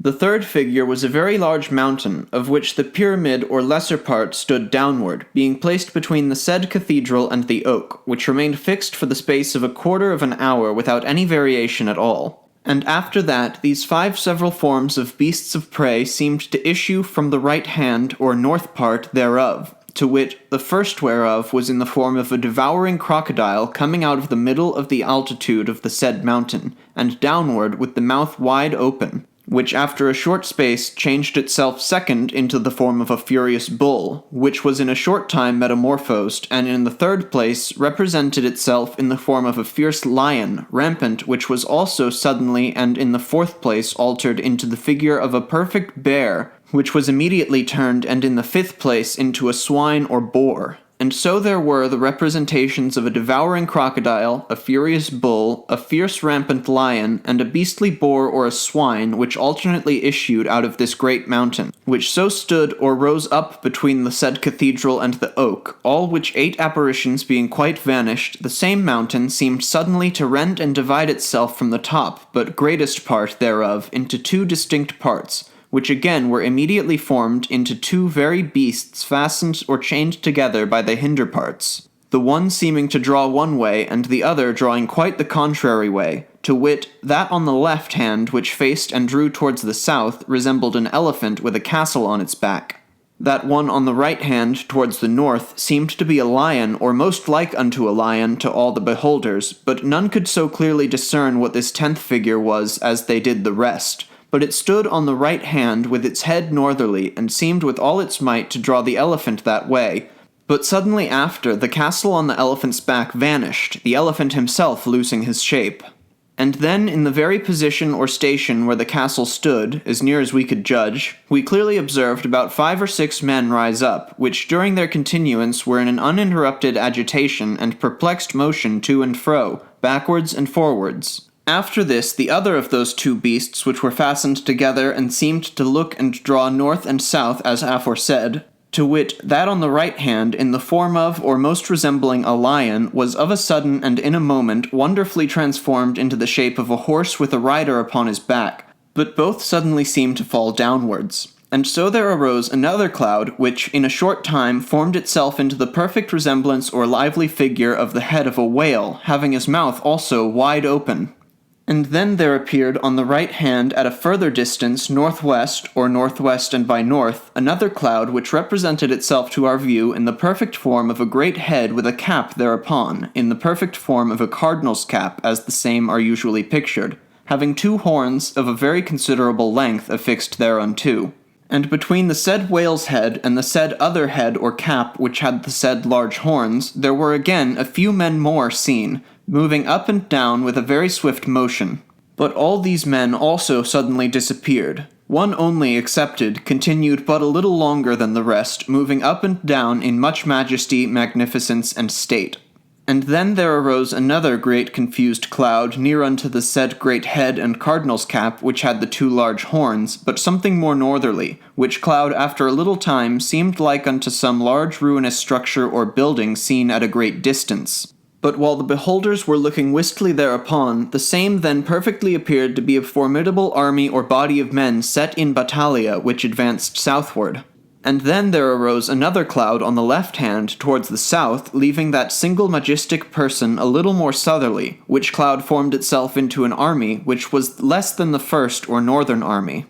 This southern or less army advanced itself with much seeming celerity and speed against the said greater northern army, and being come near each other, the said single majestic person vanished, and by or about the time he was totally extinct, then both armies seemed furiously to encounter and assail each other, and after the fierce onset or charge, both armies seemed to retreat a little, and then, as formerly, they made a second furious charge, during which time, although the front of the southern army stood stoutly to it and seemed to get ground of the northern main body, and made them seem a little to retreat, yet the array of the southern army seemed to be discomposedly confused, and by degrees totally extinct, whereupon the said northern army made a third and furious charge against the front or remainders of the southern army, and they against the northern army. And being so engaged, both armies seemed a little to retreat, so as an interval was seen between them. And then, without any discernible victory obtained by either party, the heads of the men of the said armies, which before were clearly discernible, became a confused cloud or chaos, and so vanished away both together. But the whole duration of all these 3 fierce fights, conflicts, combats, or battles were very short and transient, and continued not in the whole for above half a quarter of an hour, and then all seemed to descend into the great horizon clouds, so far forth as these spectators could or did then and there observe that night, save only that in the last place. The first and longest whereof seemed to be fixed to the middle part of some houses or building near Charing Cross. The second longest or middlemost seemed likewise to be burning about the middle part of some houses in the Strand. The last and shortest seemed likewise to the burning as aforesaid upon some houses or buildings either on or about or between the Temple and Fleet Bridge. 2 moons seen at Chiswick, April 12, 1661. April the 12th, 1661, about 1 o'clock in the morning, were seen at Chiswick in the county of Middlesex 2 moons. Some of the spectators did assure an honest citizen of London of the truth thereof, from whose mouth we received this information. The parallel. 2 moons were seen at Dublin in Ireland, October 11th, 1342, and not many months after that, people endured most grievous oppressions by the means of the Lord Ralph Ufford, who came into Ireland as Lord Chief Justice, concerning whom we read in histories that none of his predecessors were comparable to him. He was a great oppressor of the people, a robber of the goods both of clergy and laity, and much more to the same purpose, says Mr. Camden in his Annals of Ireland, page 188-189. 4 rainbows seen near Alton in Hampshire. In the month of April 1661, about 4 or 5 of the clock in the evening, after a great storm of rain and hail, were seen by several credible persons near Alton in Hampshire 4 perfect rainbows standing directly over each other, and a little distance between every one of them. The 2 lowermost were not altogether so large, neither did they extend themselves so far as the other 2 did. This information we received from an eminent citizen of London who was then in the country upon some occasions, and was an eyewitness thereof. The parallel. At Wien, in Austria, in the same month of April anno 1619, there appeared 3 rainbows in the heavens, and in the same year, October 25th, a great and bloody fight was fought at the Donau Bridge in the same town of Wien betwixt the Bohemians and General Bucquoy, in which encounter were slain on the imperial side 4,500, etc., as you may see at large in the Germ. 10 rainbows and 4 half-ones seen near Northallerton in Yorkshire. We have also an account of several rainbows that were lately seen together by diverse persons at Northallerton in Yorkshire, the true and full relation whereof take as followeth, being an extract of a letter from a gentleman of very good quality in those parts to an eminent citizen of London. I understand that diverse persons between 11 and 12 of the clock on that great windy night saw at Northallerton 10 rainbows and 4 or 5 half-ones. They stood all one way and together, there being about a yard distance between each of them. My informer, who with diverse others saw this thing, is a credible person, and yet at my house, etc. A great pillar of fire seen at Bednall Green, April 23rd, 1661. Upon the 23rd of April, 1661, the day of His Majesty's inauguration, about the time of that dreadful storm of thunder and lightning, there was seen in the sky at Bednall Green near London a great pillar of fire, and there seemed to encompass it burning coals of fire. It continued a little space of time and then vanished. The relation comes from some of the eyewitnesses, persons of credit and inhabitants there. Fiery clouds and meteors seen at Piccadilly, April 23rd, 1661. The same night also about 10 of the clock were seen by several persons near Piccadilly strange fiery clouds and meteors very terrible to the spectators, from some of whose mouths we received the information. 3 suns seen near Kingston, May 14th, 1661. Upon Tuesday, May 14th, 1661, from the hours of 5 till 7 in the morning, were seen 3 suns by several persons near Kingston upon the Thames. The one appeared easterly a little distance from the true sun, and was of a blood-red colour, the other more southerly, and was half of a blood and half of a silver colour. All 3 were of equal magnitude and equal distance from each other. Some of the spectators do affirm that when they first appeared, their position was triangular, but afterwards they stood in a direct line, and as the true sun arose in its splendor, the other 2 by degrees disappeared. The whole relation comes from sober discreet persons, eyewitnesses. The parallel. There appeared 3 suns in the heavens not long before that contention happened between Galba, Otho, and Vitellius about the Roman Empire. Also, in the year 53, 3 suns were seen at Rome, upon which a great famine did immediately ensue. The like also appeared in Germany anno 1541, about which time popery was rejected in the Palatinate. The same prodigy was also seen near Brunswick anno 1550, in which year great troubles did arise in Antwerp, the Inquisition opposed in the Netherlands, and several of the princes electors made war against the emperor. In the time of the German wars, 3 suns were frequently seen, and there always followed some bloody battle which was fought near those places. The like also, as many credible persons have affirmed, was seen in England on the 19th of November 1648, as also in the several years 1639, 1644, 1645, 1646, 1647, and especially in the year 1650, not long before that famous and bloody fight between us and the Scots at Dunbar. A dreadful whirlwind accompanied with strange and prodigious apparitions in the heavens. Upon the 24th of May, 1661, there was about Market Street and several other places adjacent, in the counties of Hertford, Bucks, and Bedford, a dreadful whirlwind accompanied with many strange and prodigious apparitions in the heavens, whereof many of the inhabitants in those places were spectators. And the most sober and discreet that we can find out amongst them have given us the substance of the following description thereof.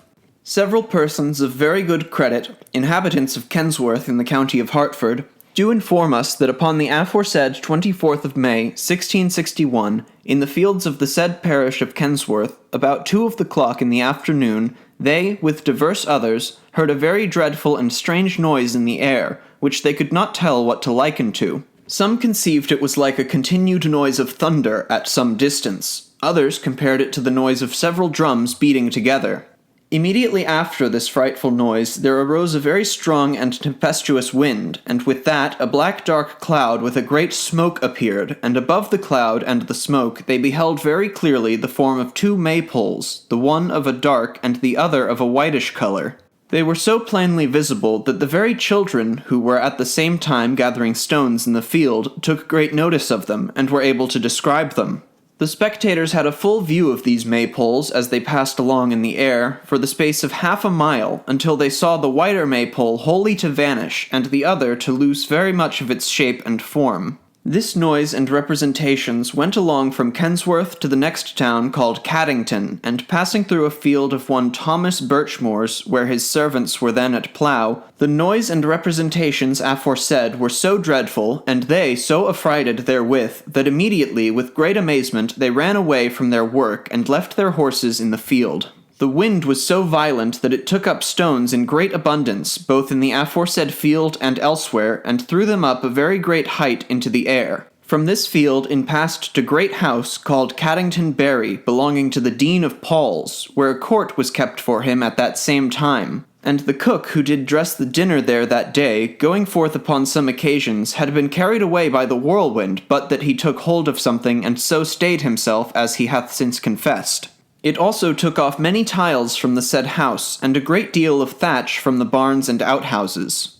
It threw up the water out of a pond there, as if, according to the relation of some of the spectators, 1,000 men had been lading of it with shovels. Not far from hence it tore up divers trees by the roots, and did bow down several very tall spires, that the tops of them did very near touch the ground, and in one place a barn consisting of 3 bay of building was taken up from the ground pinning and turned quite over. And as it passed from Caddington Bury, it carried along with it, as it were, sheets of dirt, water, and stones, which it took up in the air, and were plainly discerned by the spectators. We have yet a further account of this strange prodigy, as it was seen by other persons in other places, which you may take as followeth. 2 very discreet and sober men living near Dunstable do assure us that they two being together on the said 24th of May, did see between Dunstable and Market Street a very dark and black cloud passing towards Caddington, out of which there issued, according to their apprehensions, a sword with the point hanging downwards, which grew bigger and bigger till it came to the exact form of a steeple with the bottom upwards, which was very dark and black, but the spire, which, as we said, was next the earth, and as near the beholders could judge in the middle of the cloud, was of a brighter colour, and did very much extend itself downwards towards the earth. But after a while it drew itself up again, much like to the figure of a steeple as before, and then, within a short space of time, it was so abbreviated that it did not seem to them to be more than a pole long, and when it came to that proportion, the motion of it was very tremulous, so that it seemed to shake to and fro continually. After this it extended itself downwards again, and appeared to take the form and shape of a very tall steeple, the lower end whereof did suddenly lessen to a very sharp point, and quickly became perfectly taper, and then ascended up into the cloud, just like the smoke of a chimney. And when the smoke was vanished, they saw the shape of the steeple again, but it did soon shorten itself till it came to be about a pole long, and then the lower end of it did shake as before, and at the upper end of it, next the cloud, appeared a white streak, exceeding bright, and as near as they could judge, about 1.5 feet long. And presently after, all did centre in the cloud again, immediately upon which the cloud divided, and one part of it, with an incredible swiftness, did fly away from the other. This division of the cloud was much about the place where they saw the steeple before. That other part of the cloud which remained was suddenly formed into the likeness of a mill wheel with cogs, and did turn round with a very swift motion, upon which there seemed to fall down dead men spreading their arms and legs, others as if they had been cut off at the waist. To their apprehensions also there fell the quarters of men's bodies, as likewise the shape of men's bodies as likewise the shape of dogs. After which all became a very white cloud, and then its motion wholly ceased. This whole apparition was with great deliberation drawn up by the persons themselves who saw it, and by them presented to a person of known integrity in their neighbourhood, who is also a contributor to this collection, from whom immediately we received it. By two very sober, credible persons, we are informed that upon the same 24th of May, they saw in the air near Gadsden in the county of Hertford the form of a very high steeple, which, as they apprehended it, did shake exceedingly, and by degrees it lessened itself to the proportion of a maypole, and for a while continued in that shape, till at last it became like to a man's thigh, with the leg and foot, as also with the knee bending. After a short space it disappeared. Also, upon the same day, near Leighton Buzzard in the county of Bedford, several honest persons did see in the air the likeness of a maypole, sometimes very straight and sometimes very crooked, twisting like a worm. This they behold for the space of half an hour, then there arose a smoke, and from the smoke issued the appearance of fire, which suddenly seized upon and consumed the maypole. 7 suns seen at Dents, about the 30th February 1660.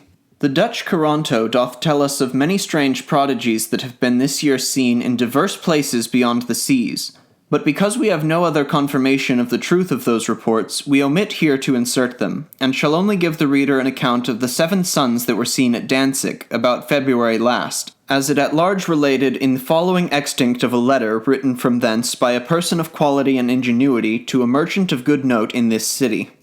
At Dents, February 20th, 1660, about 11 of the clock, when the sun was going into the southeast, and the air was very clear and still round about, I did see 7 suns together very distinctly in the heavens, to wit, 3 coloured ones and 3 white ones besides the true sun itself, about which was first a pretty big and almost closed circle round about, very fair of colours, much like a rainbow, upon which on both sides 2 coloured suns with the right sun of the same altitude from the horizon were sound, both of them having long, clear, and somewhat whitish tails, picket as a comet, the one bending towards the east and the other towards the west. Secondly, above the circle right, over half the sun under a vertical line, there stood a place of an inverted circle or rainbow very fair of all manner of colours, with another somewhat darkish collateral sun.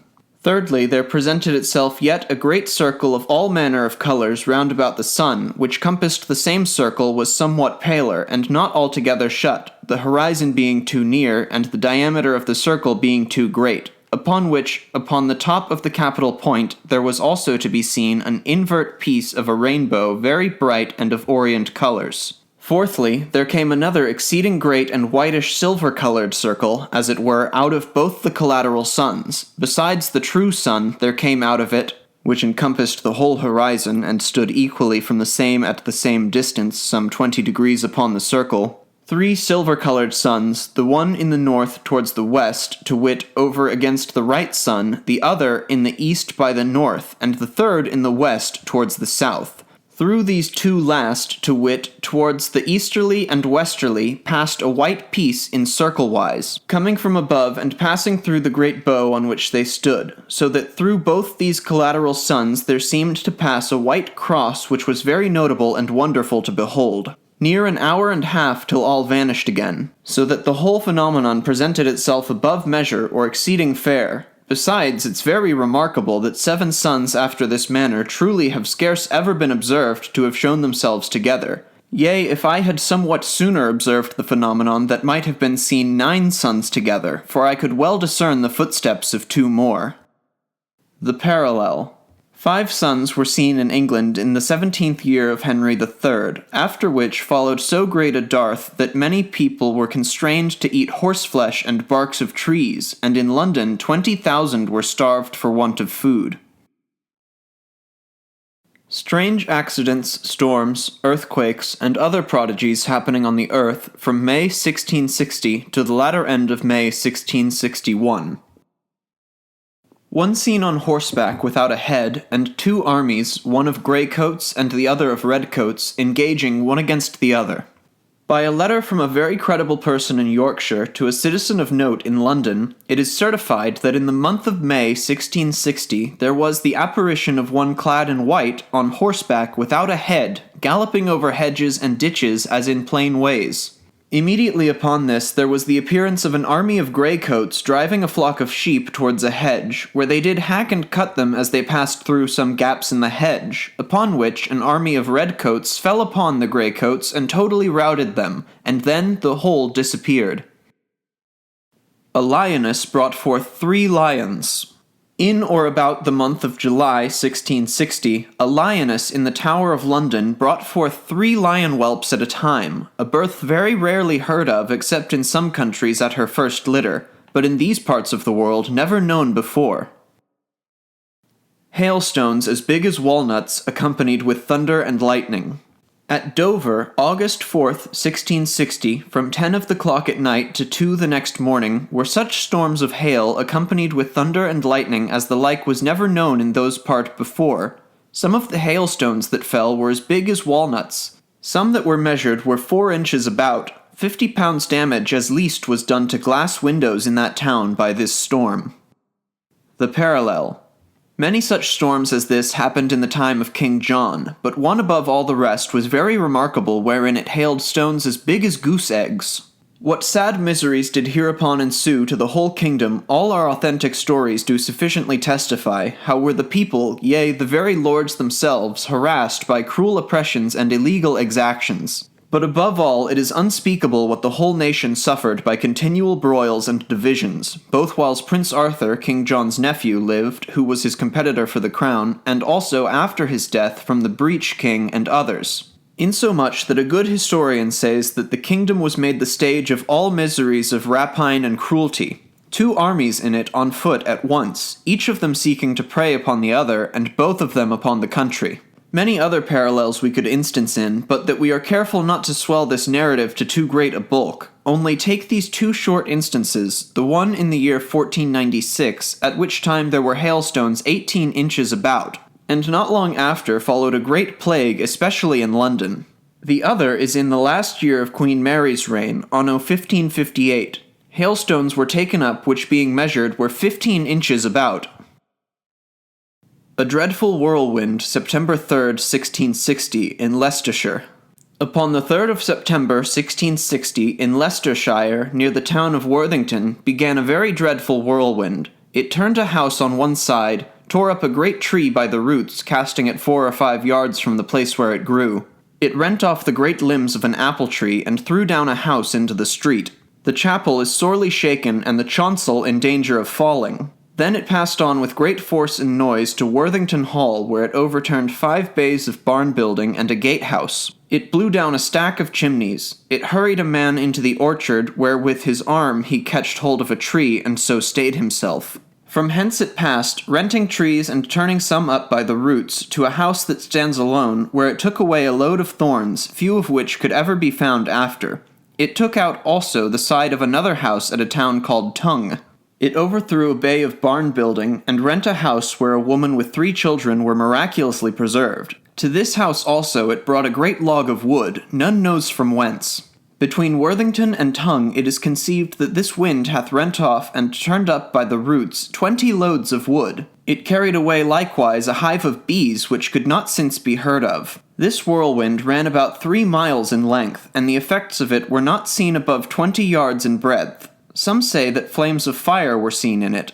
This revelation comes from an honest, discreet person, a spectator of the forementioned effects of this dreadful whirlwind. Anno 1624 and May 8th, the like to this happened in Ratisbon, which tore up trees by the roots and in a moment drave them to divers places. It threw down many houses in the city and suburbs, etc. This town afterwards was straitly besieged and several times assaulted by the Imperial and Bavarian army consisting of 45,000 horse and foot, of whom at least 8,000 were killed in the siege. But the city at last was surrendered to them upon honourable conditions. Such a storm also happened within a mile of Nottingham, the 5th and the last year of Queen Mary's reign, by which amongst other things the water and mud of the river Trent were taken up and carried a 1/4 of a mile and dashed against trees, many of which were torn up by the roots and cast 12 score off. Also, a child was taken out of a man's hand and carried 2 spears' length high, and then let fall 200 foot off, and so died of the fall. An innumerable company of frogs and toads rained out of the air at Hull, August 8, 1660. Upon the 28th of August, 1660, were seen in Beverley Market-place, and in several other places in the said, an innumerable company of little frogs and toads, or both. The people knew not how they came there, they having never been before so infested with those kind of creatures, but by circumstances they collected they might come out of the air, because they found several of them upon their clothes, which did hang on the hedges. Many also did fall down to the ground from the tops of their houses.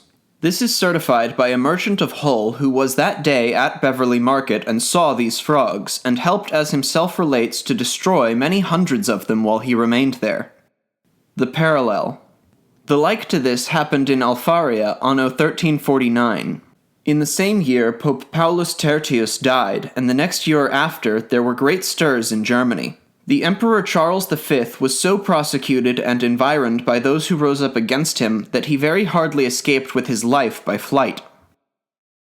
An innumerable company of spiders seen marching up one of the streets in Bury in Suffolk, September 6, 1660.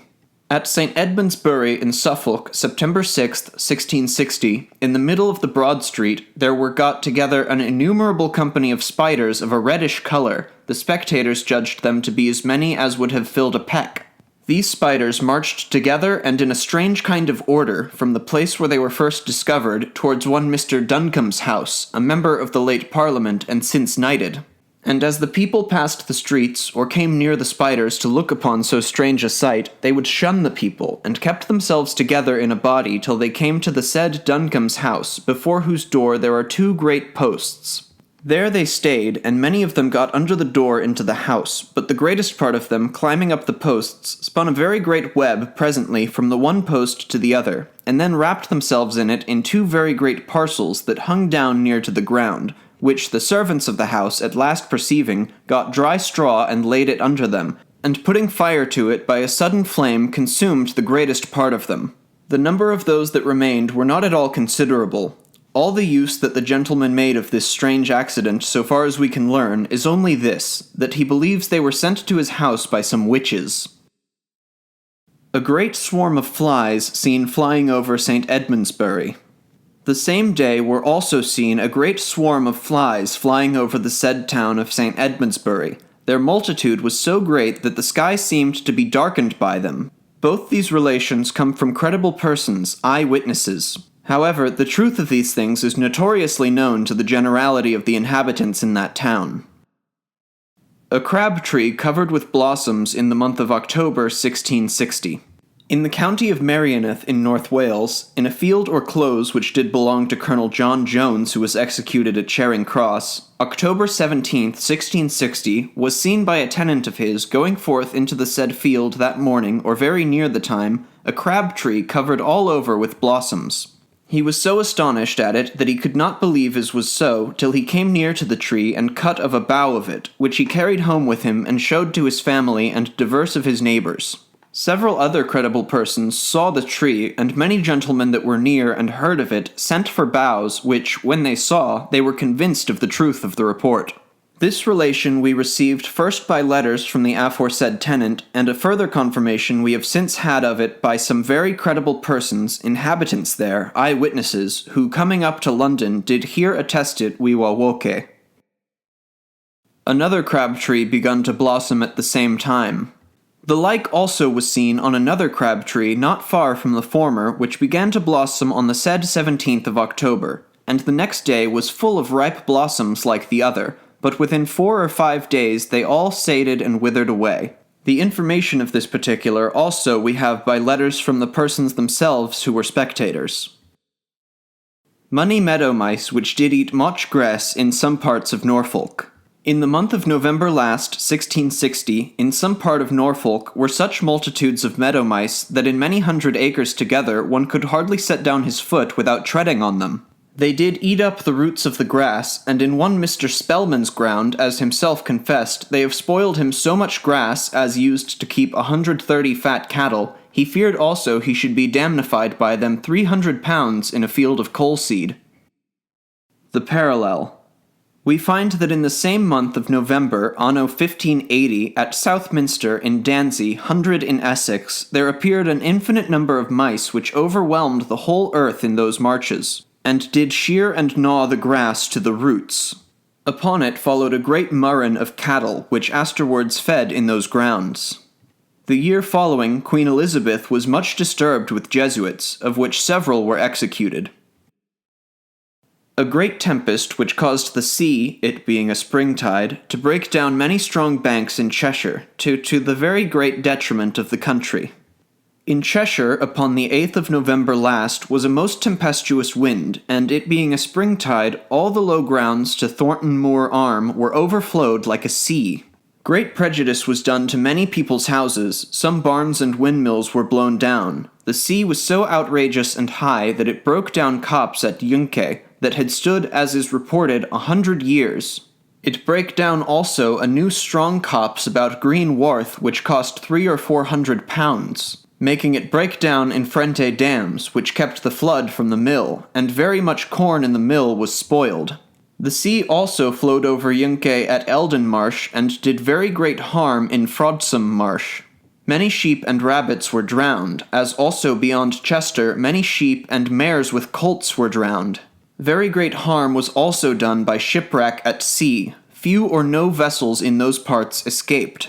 But that the Lord might make it eminently to appear that he commands the winds and the seas, that they must obey him, it is credibly reported that in this great storm, 2 children, the one of 10, the other 7 years of age, being playing together in a cockboat in Ireland, were driven to sea, and by the violence of the storm were brought to the English coast, and were both found in the cockboat enfolded in each other's arms, being almost dead. But when they were taken out of the boat, such means were used that it pleased the Lord both of them recovered again. This whole relation we have by letters from very credible persons in those parts, who do assure us of the truth of every particular hereof. The parallel.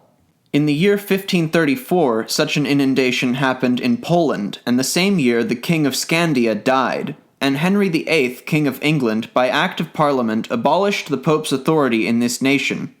Also, in the year 1568, through the excessive swelling of the sea, many places in Zealand, Holland, and almost all Friesland were overflowed with water, whereby besides the loss of many men's lives, the country in other respects was exceedingly damnified. About that time great troubles were in those parts, because of the cruel and bloody persecution of the Protestants in that country by the Duke de Alva, who for the tumultuous violence of some few in throwing down images, etc., did by death and imprisonments most unhumanely chastise all the rest of the party who were no ways guilty of any crime. But such violent and unjust proceedings did quickly afterwards irritate the people to throw off the yoke of the King of Spain, and therewith the idolatry and superstition of Rome, whereby they rejoiced, and so do to this day, a very great freedom both in their civil and religious capacities. The devil, in the likeness of a bishop, appeared to a scholar in Magdalen College, November 10th, 1660. By a letter from a very good hand from Magdalen College in Oxford, it is certified that about the 10th of November last, 1660, a spectrum appeared to one Allen of that college, which, according to his own relation, was as followeth. He heard in the night, when he was in bed, a noise like the noise of geese. He arose from his bed and looked out of his window, which opened over the bridge, but saw nothing. But going to his bed again, he saw a man, as it were, grovelling upon the door, in his pontificalibus, attired like a bishop, in his lawn sleeves, etc. At first he was not much affrighted, but called to it and adjured it to speak. The bishop immediately rose up and approached towards his bed, at which the young man was exceedingly terrified, and crying out, "Murder! Murder!" it vanished. He since says that he saw and heard something which he will discover to none. Upon the report of this strange apparition in the college, the next 5 or 6 scholars watched in that chamber, and about midnight, on a sudden, the candles went out, and immediately upon it was heard a great noise as of children crying out, which so affrighted them that they all ran out of the chamber. This is a thing generally known and talked of by the students in that house, though, as it is reported, the sub-president did his uttermost to suppress the rumor of it, and by this means hath so awed the scholar that, except it be to some special confidants, he dares not own this to any. The parallel. An apparition not unlike to this we find to be in the year 1403 in the reign of Henry IV, when the devil appeared in the likeness of a grey or white friar at Danebury in Essex. He came into the church and extremely affrighted the people who were there assembled together, and great hurt was done to the chancel and steeple by him. For long after, several of these grey or white friars were hanged and beheaded for treason, and many priories with their passions were resumed and seized into the king's hand. A violent storm with thunder and lightning, wherein several persons were killed. Upon the 23rd of November last, 1660, there happened in Guernsey a most violent storm with terrible thunder and lightning, wherein several persons were killed, and much hurt done other ways. Of this the Public Intelligencer gives a full and true account, unto whom we refer the reader. A dreadful storm of wind in Yorkshire. Upon the 8th of December 1660, at night, there happened, especially in Yorkshire and other parts northerly, a very dreadful storm of wind, the like, they say, was never in any man's memory known before. Very much hurt was done by the blowing down of chimneys and houses, but especially the windmills and the ships went to wrack. It spared not the consecrated places, many churches were sorely shaken. The great cathedral at York was damnified by it, as it was judged, at least £1,500. Neither did Ripon nor Beverley ministers escape free. The prejudice that the violence of this wind to several towns is not to be valued. At the same time, the Assurance frigate, designed for Guinea, was sunk in the Thames and about 30 men drowned in her. The effects of this storm also reached beyond the seas. The Public Intelligencer observes that upon the same day, the House of Peers voted the digging up of Oliver Cromwell's bones. The same day also was as great a tempest in Ireland, and very much mischief done. Some stacks of corn on my Lord Mazarine's ground were so blown away and dispersed that, as his lordship related it, there was scarce a straw left upon a straw. Some other great prejudices his lordship with many other sustained in that kingdom also. The Parallel. At Breslau in Silesia, anno 1625, there happened a very great tempest which did very much mischief to the churches, etc. At the same place afterwards there were many hot and sharp encounters between the Imperialists and the Swedes, as you may read at large in the Germane. Also, upon the 9th of April 1628, near Hatford in Berkshire, there happened a very terrible tempest, and the same summer, to wit August 23rd following, the Duke of Buckingham was stabbed by Lieutenant John Felton. We in this island must never forget that prodigious and dreadful storm of wind on the 4th of November 1637. About 10 of the clock at night, which the famous and learned Dr. Jackson, chaplain to his late Majesty, in his appendix to his sermons on Luke chapter 21 verse 25, takes great notice of saying that amongst all the forewarning signs given to this land, as so many summons to repentance, none which have been within my memory did make so durable impressions upon my heart and thoughts as that late mighty wind, etc. Read more in the aforesaid appendix.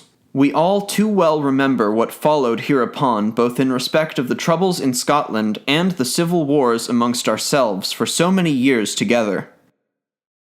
A great thundering and lightning in Oxford, December 18th, 1660. A very great and terrible thunder and lightning happened at Oxford, December 18th, which hath not been usual in the winter season. A great earthquake in Leicestershire, January 24th, 1660.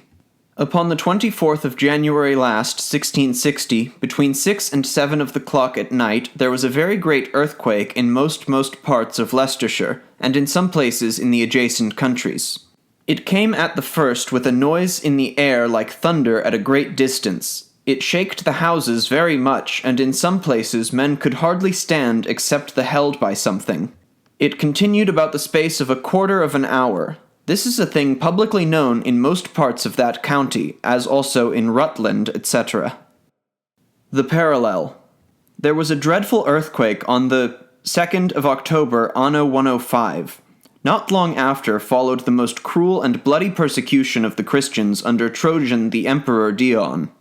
In the city of Lacedaemon there happened also a very great earthquake, and not long after a certain people called Ilotai, which were their slaves, rose up against them and put them to great distress, etc. An earthquake also happened in Constantinople anno 1509, after which ensued a great plague whereby the city was for the most part unpeopled. And indeed, according to the opinion of philosophers, the pestilence in a natural way is the common and ordinary effect of earthquakes. On the 6th of April, and on the 1st day of May, 1580, and the 22nd year of the reign of Queen Elizabeth, there happened very great earthquakes, both in the city of London and several other places, in which years, as we said before, the Pope sent aid to the Irish who were in rebellion against the Queen, but they were all by the blessing of God utterly defeated and cut off. Anno 1381, in the time of Richard II, was a great earthquake in many parts in this nation, and what ensued thereupon you may read at large in Stowe, Cron, page 283, etc. 2 hogs come in the cathedral at Canterbury. Upon the 5th of November, 1660, 2 great hogs came 2 several and very strange unusual ways up diverse steps into the cathedral of Canterbury, and went into the choir when the prebends were in the midst of their devotion, and there continued till they were driven out by the vergers. The generality of the inhabitants of that city do very well remember that a little before the downfall of the hierarchy in the year 1641, the same thing happened in the same place, malum omen. Wheat was rained in Lincolnshire about April 26, 1661. About the 26th of April, 1661, at Spalding and Bourne and several other places in Lincolnshire, it rained wheat. Some grains of it were very thin and hollow, but others of a more condensed substance, and would grind into a fine flour. Several pecks of it were taken up out of church leads and other houses that were leaded. Several of the inhabitants there who were eye-witnesses have brought up some of the grain to London, which some of us have seen, and as we are credibly informed, a good quantity of it hath been presented to his Majesty by a person of honour. The parallel. We find that anno 722, in a field in Italy, there fell a great quantity of corn from heaven in a shower of rain, after which time, and in the same year, Charles the Emperor did subdue the Saxons. And several of the bishops were by the same emperor for their pride and insolencies thrown out of their bishoprics.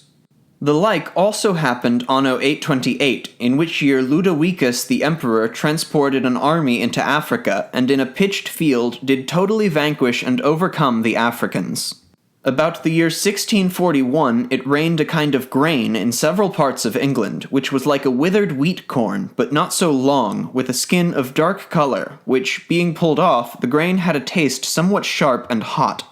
Mr. Baxter assures us that he tasted some of it himself, and kept some of it long, which fell on the lead of the minister's house in Bridge North, where Mr. Baxter then preached the gospel. The raining of ashes near Chesterfield in Derbyshire. In the same month of April 1660, about Chesterfield in Derbyshire, it rained white ashes, which fell in such quantities that several fields did look very white as if snow had covered them. A person of very good credit, who hath lately been in those parts, received this account from several of the spectators. The parallel. The like was seen at Constantinople anno 653, which did much terrify the people, and immediately there followed a great mortality by reason of the pestilence which raged exceedingly in that city for many months after. The same thing also happened near the same place anno 744, being the year wherein Constantine took Constantinople by force. A very fierce and sudden shower of rain in London, May 21st, 1661. Upon the 21st of May, 1661, the day before the Covenant was burned, there fell so much rain in London by reason of a sudden shower, which lasted not much more than half an hour, that most of the streets were like rivers, insomuch that great casks, etc., did swim down the streets. And in Coleman Street the water was so high that a great dog could not pass the way but by swimming, whereof several inhabitants there did take special notice. Near Smithfield also the water ran with such violence that it bore down several hog-sties in the Castle Inn yard, and carried the hogs down the common shore to the middle of Cheek Lane, which is near 20 Rood. Many £1,000s, as some judicious citizens have affirmed, will not make good the damage which merchants, vintners, victuallers, and other tradesmen have sustained by that hasty and violent shower. The parallel. The like storm of sudden rain happened in London the 2nd year of King James, anno 1604, as you may read at large in Stowe. Also, on the last of September 1558, and the 5th and last year of Queen Mary, there was so great a shower that several boats were rowed from Westminster Bridge into King Street. The like flood of waters, to the space of half an hour, the clouds poured down upon Cutterberg in Bohemia, anno 1623, in the time of the bloody persecution which the Protestants did undergo there. Great rain for many weeks together, 1660. We must not pass by without observation the great and unusual rains that have fallen this spring. The oldest man living can hardly remember the like, there being scarce a day or else a night for many weeks together wherein the heavens did not pour down very great showers upon the earth. The prejudices whereof we may justly fear, if the Lord in much mercy prevent not, the whole nation will feel before this year be expired. The parallel. These great rains are by our historians numbered amongst the casualties that happened in the time of that most unhappy king, Henry VI, the troublesomeness of whose reign is sufficiently known to all that have been but ordinarily perfect in our English chronicles and histories.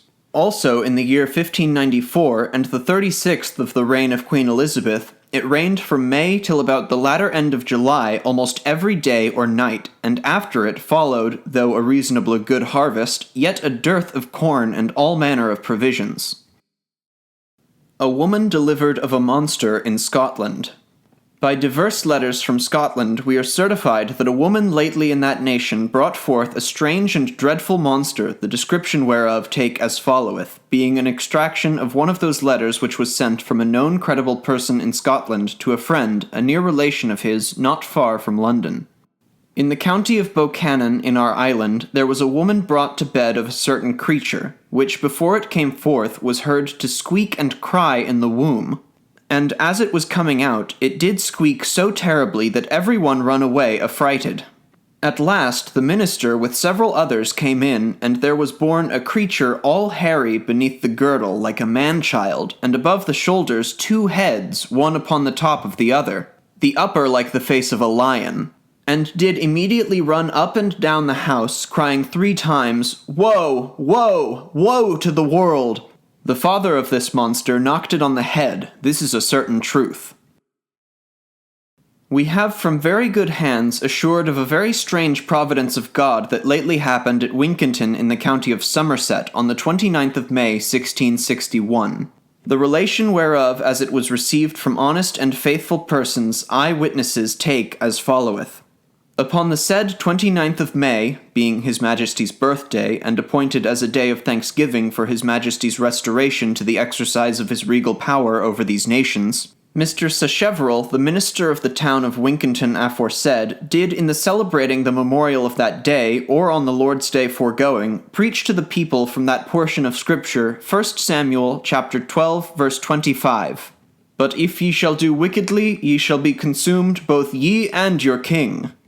From which words he raised very clearly this observation, to wit, that wicked and profane men are the worst subjects, which he demonstrated and confirmed by several arguments, and in his application did endeavor to convince that part of his authority which his text was most applicable of the inconsistency of their present course of profaneness, drunkenness, whoredom, scoffing at religion, swearing, blaspheming, etc., with that which is loyalty indeed, and wherewith any prince can be either advantaged or honoured.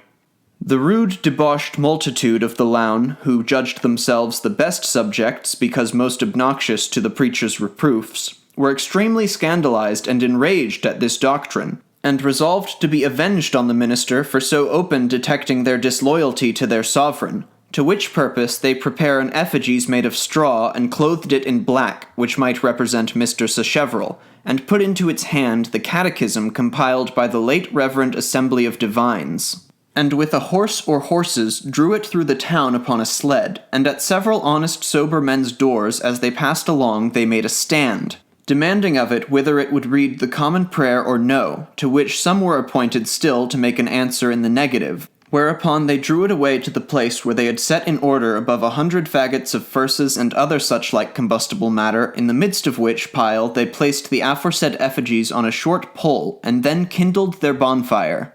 And though the effigies was in the midst of a very quick and fierce flame which ascended above it, yet the fire had no power at all over it, but it remained after a good part of the materials were consumed altogether untouched, at which the multitude was so enraged that one of them discharged a gun at it, which, as he shot it off, brake in pieces and hurt himself with some others that stood near him. Then another of the company struck at it with a hanger which also by the force of the blow brake into two. Then they took it down and held it in the fire, and the wind blew the flame from it so that they could not make it burn. Then they held it in the fire on the contrary side, and the wind immediately turned and kept the flame again from seizing upon it. After all, they were forced to pull it to pieces, and so by piecemeal at last consumed it in the fire. This relation, with the several circumstances of it, as we have here inserted them, will be attested by diverse inhabitants in the said town of Winkenton, and the truth of the story is so notoriously known there that the actors themselves have not the face to deny it or any part of it. And we cannot but hope that it hath left some conviction upon them, seeing the Lord by this strange and miraculous providence hath so publicly and manifestly disowned and rebuked their barbarous and inhuman usage, and that only for telling them the truth, of their faithful minister, in their attempts, though in vain, against that man of straw which they made to represent him. And let it also be an encouragement to him and all the rest of the Lord's faithful messengers in this day of great apostasy, to hold fast the truth and to cleave to that God who stilleth the noise of the seas, the noise of their waves, and the tumult of the people. Some remarkable apparitions and prodigies that have happened in the waters, together with strange and unusual double tides, from May 1660 to the 14th of February 1661. Letters from a very credible person out of Yorkshire to one of quality in London do certify us that at Craven in Yorkshire was seen 6 coach horses drawing a coach, first down, then up the river with a great fierceness. The lowest of 3 springs dried up. Within a mile of Fetcham, in the way to Leatherhead in Surrey, were 3 springs, the lower of which used to run very strongly, but since the latter end of October 1660, for about 4 months it would not run at all, though the 2 uppermost springs, which according to an ordinary custom in nature should first have falled, have continued all this while running. Some of the inhabitants near the place take great notice of it, because it ne'er in their remembrance happened so before, except once which was in the year 1648, and much about the same time of the year. A great well dried up near Tricktown. About the beginning of winter last, a very great well by Chirktown, 4 miles from Oswald Street in Denbighshire, was also dried up, which the inhabitants there can remember at any time heretofore happened, except a little before the last great plague. 2 small streams broke forth. It is very certain that this year, both at Creighton in the county of Surrey, as also at a place called Fairmile near Henley-upon-Thames in the county of Oxford, a small stream of water hath broken out, which the adjacent inhabitants of both places do take notice of, with very great fear and confirmation of spirit, because when the like hath happened heretofore, either pestilence, famine, or some dreadful chance and revolution have always ensued. A double tide at London Bridge, November 2nd, 1660. Upon the 2nd of November last, being the day wherein Her Majesty the Queen Mother came up to Whitehall, there was a strange double tide observed at London Bridge, the account whereof take as followeth. Whereas by the usual course of the river it should have ebbed till 4 of the clock in the morning, and then should have flowed till 8 or 9, but this morning, to wit, November the 2nd, it was flood from 1 of the clock till 4, and then ebbed about 2 hours' time 1.5 yards, and then, which was about 6 of the clock, it was flood again till 10 in the forenoon, and then ebbed again. Another strange tide, whereby 1,000 sheep were drowned near Gravesend. There was likewise November 16th, when there was no wind stirring, another very strange tide at London Bridge. It should have ebbed that morning till 4 or 5 of the clock, and it was flood and flowed till 4, and ebbed about an hour or somewhat more, where commonly the ebbing is 7 hours below bridge. After that the water seemed to stand still, and run no way for an hour standing water. Then it began to flow again, and though together, and the ships did ride as if they had been in, this happened but 2 days after the moon entered into her last quarter, at which time the tides are always lowest. Yet it was as high as any spring tide whatsoever. It was observed to rise 5 foot at least higher than the tide immediately foregoing, and it rose so high and so suddenly and unexpectedly that near Gravesend above 1,000 sheep were drowned. This flood continued for about 3 hours and then ebbed again. The parallel. In the 17th year of Queen Elizabeth, there happened at London Bridge a double tide somewhat like those which we have mentioned in the second foregoing particulars. In the same year died Matthew Parker, the Archbishop of Canterbury, as also not long after Walter Devereux, Earl of Essex, and Earl Marshal of Ireland fell sick of a lask and presently died. Such a tide likewise happened in the year 1608, and not long after a peace was concluded betwixt the King of Spain and the States General of the United Provinces. We find likewise that a little before the late King Charles, then Prince of Wales, began his voyage towards Spain, anno 1622, the Thames shifted 4 tides within the space of 5 hours. A strange tide set Hull. Upon the same day also it is most certain that there was a very strange tide at Hull after it was fallen water, and according to its course should have been half ebb. It was flood again, and higher by a foot than at the time of high water. This comes from an honest, discreet merchant that lives there who was an eyewitness. The river Derwent near Derby dried up, November 20th, 1660. Upon the 20th of November 1660, the river Derwent was at Derby, and 5 miles above and 5 miles below that town, for 3 or 4 hours together totally dried up, so that no water during that time came to any of the mill upon the river. The boats were all on ground, and the fishes left upon the sand, so that the children took them up in their hands, and in several places the people went over the channel with their shoes dry shod. This is the more remarkable because the river Derwent is inland river, and useth not at any time to ebb and flow, and it is also at Derby above 100 foot broad and 7 or 8 foot deep at least. And besides, it is likewise an extraordinary quick, fierce stream. Therefore the hand of the Lord is the more eminently seen in cutting off the waters thereof for so many miles together, and for so considerable a space of time. The parallel. Anno 1399, and the last year of King Richard II his reign, the river Ouse near Bedford stood still, and by reason that the waters gave back on both sides, men might pass on foot within the very channel for 3 miles together, not without wondering of all that saw it. What some did adjudge this to signify you may see Baker Chronicle, page 167.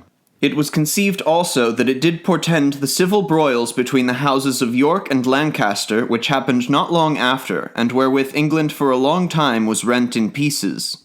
Also in the year 1443, and the 22nd of the reign of Henry VI, the same river Ouse on New Year's Day stood suddenly still and divided itself. What the thoughts of many then were of the signification of that wonder, and what not long after it did ensue, the judicious reader may find at large in Baker Chronicle, page 213. The water so low at London Bridge that with a pole one might have leapt over the channel. Whereas upon the 16th of December 1660 it should have been full sea at London Bridge, according to the usual course of the tides at 10 of the clock in the morning and 12 minutes after. At the same time hour the Thames was so low that some walked on the sands into the midst of the river, and at 6 of the clock the same night it was so dry to the very narrow channel that one with the help of a pole might have leapt over it, as some discreet persons, eye-witnesses, do affirm. The parallel. In the year of 1550, when the persecution began to wax hot in Scotland against the professors of the truth, amongst many prodigious signs which were then observed, this was one, that some great river in the midst of winter were dried up. Also in the year 1592, the river of Thames was so low that some did ride over it on both sides of London Bridge, and shortly after the pestilence brake forth with great violence, and swept away many families in London. Anno 1632, a little before the King of Sweden was slain at that fatal battle of Lutzen, a river of no small account in Swedland lost its water, insomuch that for a whole day a man might go through it with a dry foot. Another strange tide at London Bridge, February 1st, 1660. Upon the 14th day of February, 1660, there was likewise another very strange tide at London Bridge, for after a whole hour ebb as the least the flood came in again, flowing for an hour and a half, and then for about the same space of time the water seemed to stand still, and then it ebbed again. Strange and unusual accidents, together with some remarkable judgments befalling diverse persons in this nation from June 1660 to the 23rd of April 1661. Mr. White, minister of Rougham, struck dead while he was reading the service book. One Mr. White, minister of Rougham in Suffolk, a man of parts, and one that did pretend very much zeal for the reformation of religion in the Presbyterian way, upon the late change did write in vindication of episcopacy, etc., or gave some such like testimony of his receding from his former principles, and was one of the first ministers in those parts that attempted to read the service book. But it pleased the Lord to give him a very sharp rebuke, for upon his first attempt he was smitten and fainted away while he was in the reading place, but coming presently to himself again, he proceeded to read on, and was smitten in the like manner the second time, and so was carried out of the church for dead, though afterwards by the use of means his life returned to him again, but whether he hath since recovered his perfect health again or no, we have not heard. Upon the 3rd of June 1660, being the Lord's Day, at Brockington in Gloucestershire, there was a religious meeting of many godly Christians from several towns in those parts. The place of Scripture which the preacher did that day treat up was Jude chapter 14, verse 15. And Enoch also, the seventh from Adam, prophesied on these, saying, Behold, the Lord cometh with thousands of his saints to execute judgment upon all, and to convince all that were ungodly amongst them of all their ungodly deeds which they have ungodly committed, and of all their hard speeches which ungodly sinners have spoken against him. And while he was expounding and applying that scripture, the clerk of the town, his daughter, who was publicly noted to be a profane and malicious scoffer and reviler of all that desired to walk strictly as becometh the gospel, and more particularly of those who were assembled as aforesaid, and, according to credible information, she was active in procuring some of the county troop to come and disturb them in their meeting that day, with her mother came in among them to scoff as at other times, but more especially to see these poor honest men routed and pulled out of their meeting place by the soldiers, who by this time for that purpose were even at the door. But a most remarkable and righteous hand of the great and terrible God did after a most dreadful manner prevent her therein, for, having continued but a very little while, she gave a great and very sudden screech, and fell down dead before them all. Her mother, with divers that were near her, used all the means they could to restore her life, but all proved ineffectual. This judgment of God hath been generally taken notice of in those parts, as a thing publicly known to be true, and the effects of it hath been considerable in many persons there.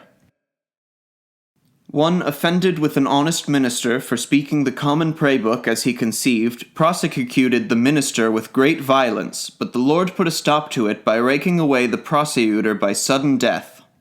One Mr. Oord, formerly a major in the late King's army, being present one Lord's Day about the beginning of September 1660, at Anwick Church in Northumberland, where one Mr. Rowell is minister, and hearing him that morning preach something as he conceived against the common prayer book, expressed great discontent at his, and in the afternoon caused the church doors to be shut up, so that Mr. Rowell was constrained to preach to the people in the churchyard. He also threatened that the minister should forthwith be turned out of his living, in order whereunto he not long after repaired to the assizes at Newcastle, and there indicted the said Mr. Rowell for speaking disgracefully of the common prayer book. But by the interposition of some friends of the minister's, he was wholly prevented of effecting his design for that time. But being in pain to be delivered of the mischief he intended this good man, he attempted the judges at Durham assizes also, and there his success was better than at Newcastle. For he procures something wherewith he purposes severely to scourge Mr. Rowell. But now the Lord immediately from heaven pleads the cause of his faithful innocent servant, and makes his prosecutor a sad and public example of his displeasure. For as he was returning from Durham to Anwick 24th of September 1660, and going over a shallow water not a foot deep, he fell suddenly from his horse. Some that were near and saw him fall made all possible haste to him, who, when they came to help him up, as they themselves relate, found him dead and very cold. They used what means they could to recover him, but in vain. When the jury viewed his body, they gave in their verdict that he was dead before he fell from his horse, for they could find no hurt at all about him which they could judge was occasioned by his fall that might bring him to his end. This is a thing too notoriously known in those parts to be questioned.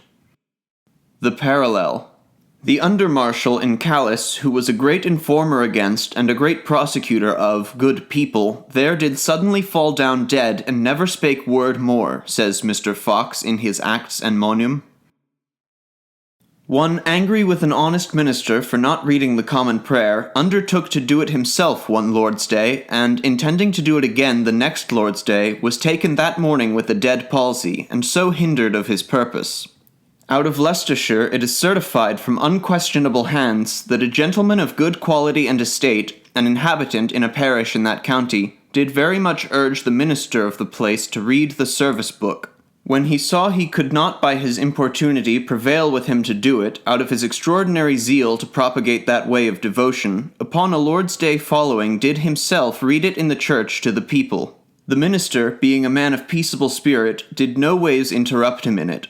He declared his purpose to do the like again another Lord's Day following, but on that morning before church time, as he was in his parlour writing a letter, which, according to vulgar report, somewhat concerned that business of the common prayer book, he was struck with a dead palsy on one side, which immediately gangrened, so that he became a most loathsome creature, and so stunk that none was able to come near him, in which sad condition he continued roaring and crying out because of his pain for about 3 weeks' time, and then expired. A minister baptizing a child with the sign of the cross, and at the same time drinking to excess as he rode home that night, was killed by a fall from his horse. At the request of an inhabitant in a town near Bilricke in Essex, a certain conformable minister that lived not far from thence came over and baptized his child, wherein he not only made use of the sign of the cross, but withal told the people that it was useful to defend from all evil. At the christening feast, it seems the minister, who, according to the apostles' rule, should have been no wine-bibber, but an example of temperance and sobriety to the rest of the people, meeting perhaps with that wine which the French call vinum theologicum, which is indeed the best wine, did at that time drink to excess. However, he would adventure to ride home that night, and, going through Belriche, he could not pass by the tavern in Salutatum, but there he calls for a pint of wine. The tintner, having at that time more discretion than the parson, and observing what case he was in, refused to let him have any more wine, telling him he had drunk too much already, at which the minister was so enraged that he immediately took his horse, and as well as he could, rode away in a very great chase towards his habitation. But as he was going, the vintner, being much affected with his condition, and fearing lest some disaster might befall him in his way, because he saw he was not well able to sit his horse, did very kindly offer him a servant of his to wait upon him home, which he, with great scorn and indignation, refused. However, the vintner commanded one privately to follow him, who, after he was gone a little way from Bilricke, seeing him fall from his horse, ran immediately to help him up. But the parson was exceeding angry with him for following him, and charged him to return home again, and gave him 12 pence to do so. And then he, getting up on horseback again, and having rid but a very little way further, falls down again, and the man that followed him went with all the speed he could make to help him, but when he came to him, he found him stark dead. The truth of this is notoriously and publicly known in those parts. The parallel. How many examples like to this have been known heretofore, and amongst them also some drunken superstitious priests, you may see at large, Clarke's Exam, page 146. One reading the common prayer, as it is feared against his light, was strucken sick and died. Master Bartholomew, the late minister of Camden in Gloucestershire, who was sometime a zealous stickler for Presbyterian Reformation, and did exceedingly oppose and preach against the common prayer book, was yet prevailed with to read some part of it, as it is feared much against his light and principles. But the very first Lord's Day that he read it, he was strucken with sickness and died before the next morning. The parallel. The like judgment happened to one Cox, who was a zealous asserter of the truth in King Edward VI his time, but when Queen Mary came to the crown, he embraced the religion which was then in fashion and afforded best preferment. It pleased the Lord that he, going at night well to bed, died before the next morning. One Dan Basil, professor of divinity at Prague in Bohemia, a noted apostate, was surprised also with sudden death. A forward man in prosecuting Mr. Mayo for not reading the Common Prayer Book found drowned in the River of Thames. One Thomas Butler of Kingston upon Thames in Surrey, who was a bitter enemy to Mr. Mayo, the godly able minister of that town, and was most principally active of any other in preferring a bill of indictment against him for not reading the Common Prayer Book, was seen on the 17th of October 1660, which was about a fortnight after the preferring the said indictment, to come drunk out of an alehouse or tavern in Kingston, and for 4 days after he could not be heard of anywhere, till at the 4 days' end he was found drowned in the River of Thames. The parallel. It is observable that one Wright, an inhabitant of this same town of Kingston, a notorious scoffer at religion and a violent persecutor of the reverend minister of the said town, the immediate predecessor of the present incumbent, though he was not drowned, yet was suddenly struck with a dead palsy, and lay in a most miserable condition for a short time, and then died. Several men urge a minister to read common prayer and give them the sacrament, for not doing of which they combined together to do him some mischief, wherein they were prevented by the sudden cutting off of 7 of them by the stroke of death. Master Woodward, minister of Dursley in Gloucestershire, being very desirous to preserve the ordinances of Christ from pollution and defilement, did in the former times keep back from the Lord's Supper some notorious, scandalous, impenitent persons in his parish, who, upon the late re-entry of the bishops, did begin to take courage and come to the minister, demanding of him to read the Common Prayer Book and to admit them to the sacrament. Upon his refusal to gratify their importunity in either of them, they went away very much dissatisfied and enraged, and entered into a combination the next sacrament day to press in upon him, when he was administering the ordinance, and if he refused to admit them, that then they would do him some mischief. But it pleased the Lord before that day came to take away 6 of those persons by death, one after another, and a 7th, being struck sick immediately, told his wife he should die, though there was then outwardly but very little sign of so sudden a change. But he, taking his bed with the conceit of it, entreated his wife to send for Mr. Woodward the minister to come to him, telling her still he was sure he should die of that sickness. According to his desire, his wife sent for Mr. Woodward, unto whom when he came to him, he did freely unbosom himself, and told him the whole story of the combination above mentioned, and begged his pardon, together with his prayers to the Lord for him, withal telling him that he knew he should die as the rest of his companions had done before him, and entreated Mr. Woodward to preach at his funeral, and then declare unto the people what he had now discovered to him, which accordingly he did. A gentlewoman speaking against the fanatics was struck speechless and afterwards died. It is certified from very good hands concerning one Mr. Townsend's daughter of the city of Worcester, that being present at a bonfire in Worcester, the evening of that day, according to our best information, when his majesty was proclaimed, that she drunk healths and most violently railed against and bitterly cursed the fanatics. It pleased the Lord that the same night her speech was suddenly taken from her, and her tongue very much swelled in her mouth, and within 4 days after, or thereabouts, she died.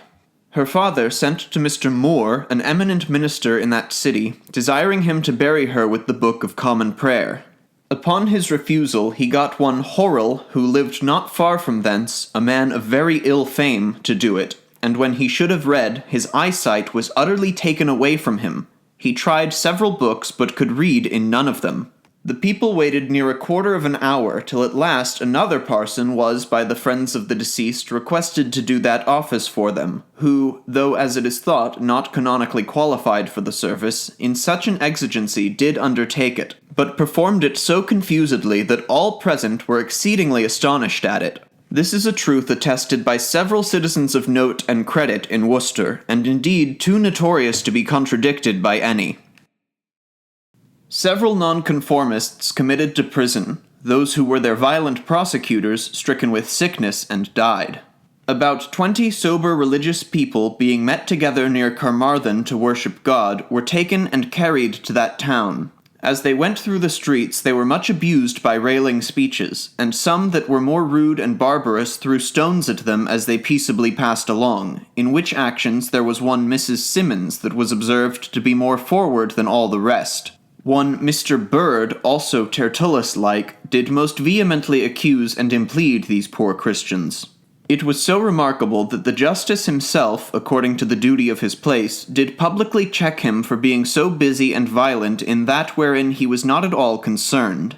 The mayor also of the town was exceeding cruel to them, committing them to the dungeon for some space of time. They continued about 5 weeks in prison, during which time, or a few days more, the mayor and his wives, the aforesaid Mr. Bird and Mrs. Simmons, were by the hand of the Lord smitten with sickness and died, to the great admiration both of town and country. The parallel. We read that in the time of the 7th persecution under Decius the emperor, when Secundianus and others suffered for the testimony of Christ, that those that were most forward and cruel in promoting that bloody work were cut off by sudden death.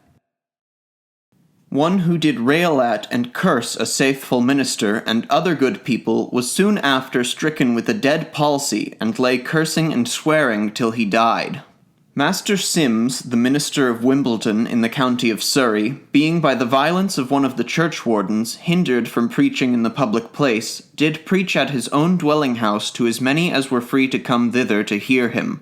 It was very much observed that one Nathaniel Pace, an inhabitant of that town of Wimbledon, did most bitterly rail against Mr. Sims and the meeting, and was heard often with very great rage and violence to curse them and to breathe out threatening words against them, but this he did more especially on one Lord's Day, which was October the 7th, 1660. And it pleased the righteous and just God that on the very next day, when the said Nathaniel Pace was upon the heath cutting furses, he was struck with a double palsy, as it was conceived, but he presently begun to recover and grow better for a few hours, so that he was able to return to his work. But after he had a while continued so, he grew very ill again, and then fell down as dead among the furses. He was not found till 2 of the clock at night, and then was carried home where he came to life again, but lay raving, cursing, and swearing till he died, which was within very few days after. The parallel. Thus it happened to a violent hater and persecutor of a godly minister in Hungary. God struck him with sickness, and soon after he ravingly died.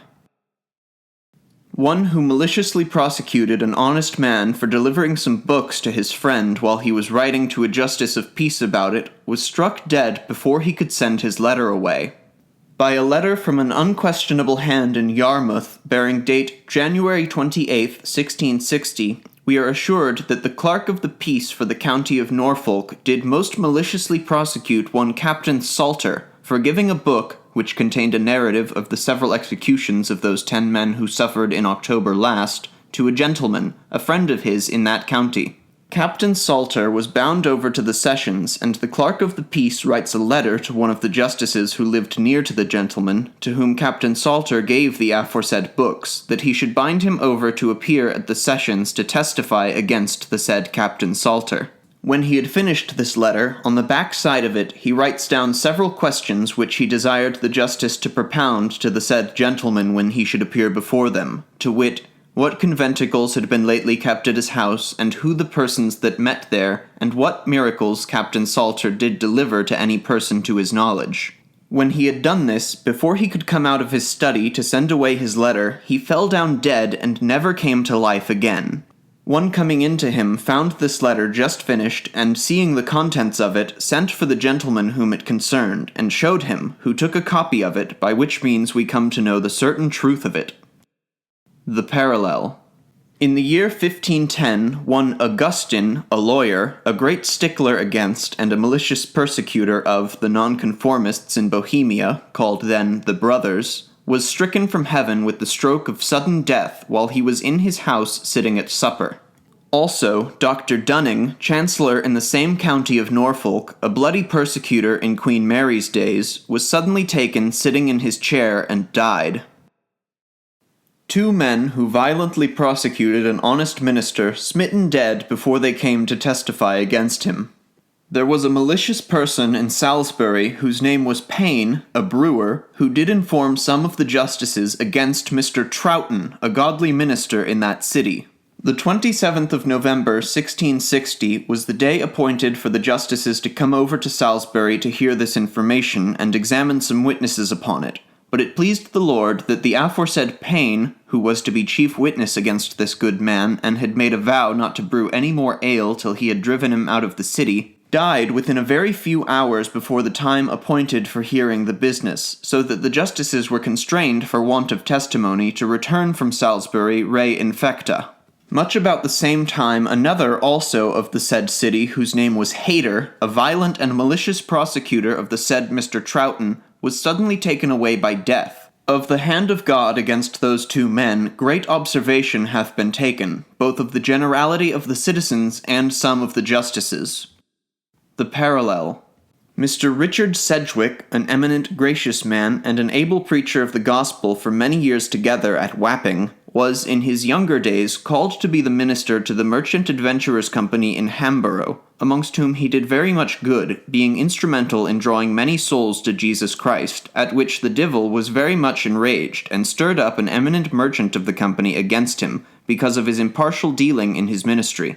And the order in the church, the only crimes wherewith Mr. Troughton above mentioned was charged by his adversaries, who threatened that by such a day, and named it, he should be sent away for England, and dismissed his employments. But before that day came, the merchant himself was summoned by death to another place. A violent prosecutor of good men strucken dead suddenly at Kingston.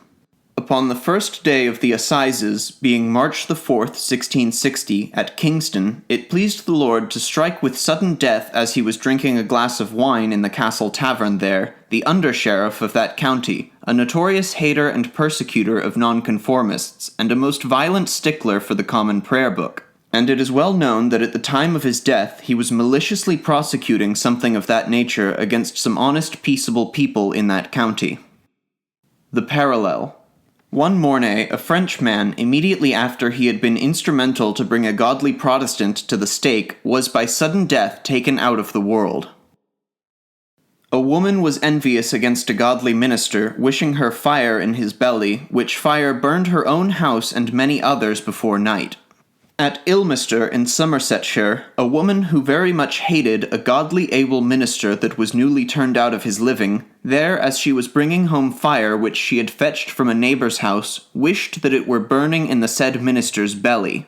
The same day, as it is reported, there was acted in the town play a derision, as some do affirm, of that which they call the Rump Parliament. This woman made great haste to dispatch her business that she might be at leisure to attend the divertisement of so good an exercise as that play was, and it seems in her haste did leave her fire, kindled by that which a little before she wished in the minister's belly, very carelessly, insomuch that her own house, with about 26 houses more, upon or near the market-place, were before night burnt down to the ground. One that went to a place not far from his own house, in order to the promoting of a mischievous design against some nonconformists or his neighbourhood, in his return fell down dead from his horse. A certain person whose name was Mason, an inhabitant of Montgomery in Wales, went one day from the said town to a farm not far distant, in pursuit of a cruel and malicious design against some nonconformists in those parts. In his return home, between the farm and the town, he fell from his horse and lay for dead. His horse coming home without him, and search being made for him, at last he was found and brought to a neighbour's house near the place where he fell.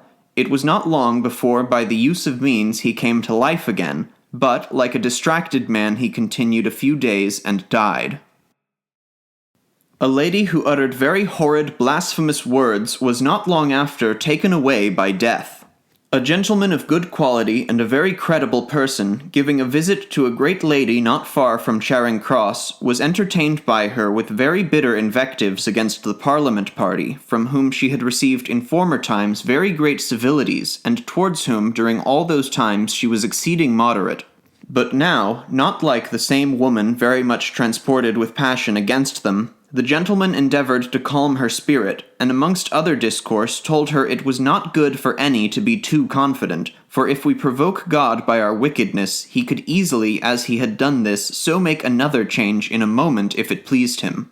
She replied, in a very great passion, "No, it is impossible for God himself to make another change." A very little while after, the same gentleman, seeing her husband in Westminster Hall in mourning, asked him the cause of his wearing that mourning habit. He replied to him that his wife was lately deceased, and we would in charity hope that God, before that change passed upon herself, did convince her of the truth of that scripture, Psalm chapter 135, verses 5 and 6. The Lord is great, and our Lord is above all gods. Whatsoever the Lord pleased, that he did in heaven and in earth, in the seas and in all deep places. The parallel. One Libanius of Antioch, immediately after speaking his horrid blasphemous words, died suddenly. Also, one Dennis Benefield, for uttering many blasphemous speeches, was smitten by the Lord with sudden death as she was going between London and Hackney. We could easily collect many more instances of the same kind, but we omit them to avoid prolixity. One who thirsted after the blood of other men suddenly sickened and afterwards died, and blood issued out of him to admiration. One Mr. Russell, an apothecary in Bucklersbury, London, being in company with some persons of good quality and credit, amongst other discourse, inveighed most bitterly against fanatics, and said that more of them must be hanged, etc. One of them replied to him that he hoped that the blood which had been lately spilt at Charing Cross and Tyburn would satisfy him and the rest of his friends. He answered, No, we must have the blood of more of them yet, and so named divers persons who were formerly active for the Parliament, and if they might have the blood of those men, he believed then they should be all satisfied, but not till then.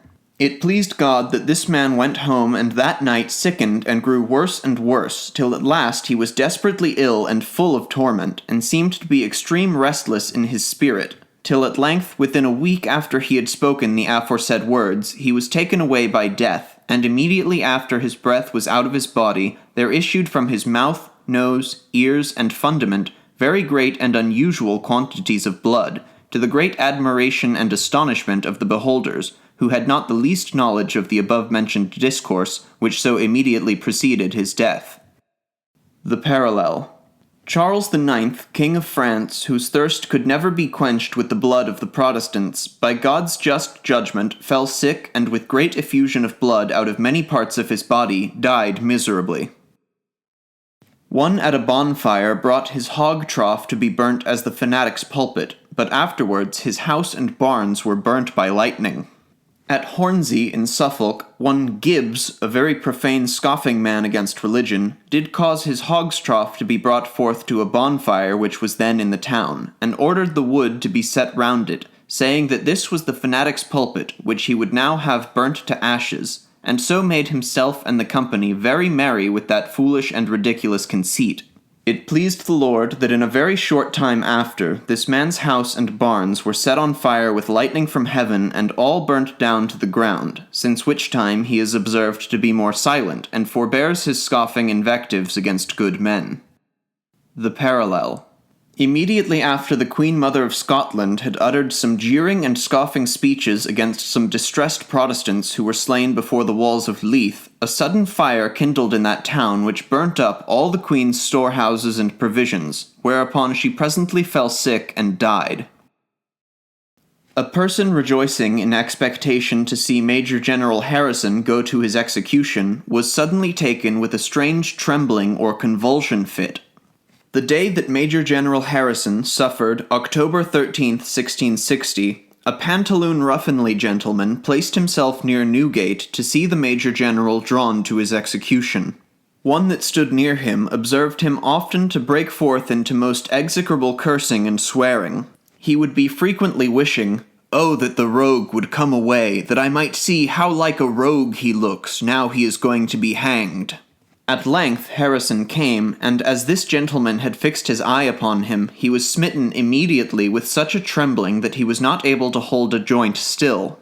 His companions got him into a house that was near, and the person that had observed him curse and swear as before followed him into the house, and endeavoured to lay the judgment of God home to his conscience. But he seemed sensible of little, but cried out continually, "Oh, I think my heart will come out." He continued in this miserable condition in that house for about the space of 2 hours. Then he was conveyed away by his friends, and what became of him since we have not heard. One coming over rejoicing to a neighbour of his, for that Mr. Peters was gone to be hanged, a great dog flew upon him and did bite several holes in his body to the endangering of his life. The same morning Mr. Peters suffered at Charing Cross, which was October 16th, 1660, a poulterer in Eastcheap, rejoicing much at the death of that man, came cross the street to a butcher's shop, railing most bitterly against Mr. Peters, saying to this effect, "Now the rogue Peters was gone to be hanged, and would preach no more," etc. While the words were yet in his mouth, a great dog that lay under the butcher's stall came violently upon him without any provocation at all, bit him and tore him extremely, and drew him under the butcher's stall, and could not be gotten off him till he had bitten, as we are informed, 18 or 19 dangerous holes in his body. He was in great hazard of his life by it, and kept his bed for some weeks after, but as we hear he is since recovered. This providence was the more remarkable because the dog was always wont to be very gentle, and never observed either before or since to fly at anyone, especially in the daytime and in the street. And besides, this poulterer, using daily almost to come over to the butcher's shop, was as familiar with the dog and the dog with him as if he had been his master. 2 malicious persons who did violently prosecute a good minister were suddenly taken away by death. One Mr. Anthony Palmer, an able, faithful minister of the gospel, was by the former powers settled as preacher at Bourton on the Water in Gloucestershire, where he continued some years, but lately, by the force and violence of some few of the inhabitants, was driven from his charge, being several times in danger of his life, and so was constrained for a season to withdraw from the place, and did substitute an able minister to preach in his room. But one of the parishioners that had been the chief stickler against Mr. Palmer brings an Episcopal man to read the Common Prayer Book there, and one Lord's Day when he had begun to read, the other minister, whom Mr. Palmer had requested for a time to supply his place for him, went up into the pulpit and begun to speak to the people what he conceived tended more to their edification than what the other was then about, and wherein he so prevailed that the other at last was forced to surcease. Upon this, that person before mentioned, who was so fierce and cruel an enemy to Mr. Palmer, and the only considerable patron in that parish of this Common Prayer Book man, stood up in the congregation and desired the neighbours to depart with him, and not to hear such a fanatic as was in the pulpit. He prevailed with very few except his chaplain to bear him company, but it pleased the Lord suddenly within a few hours after to strike him with death.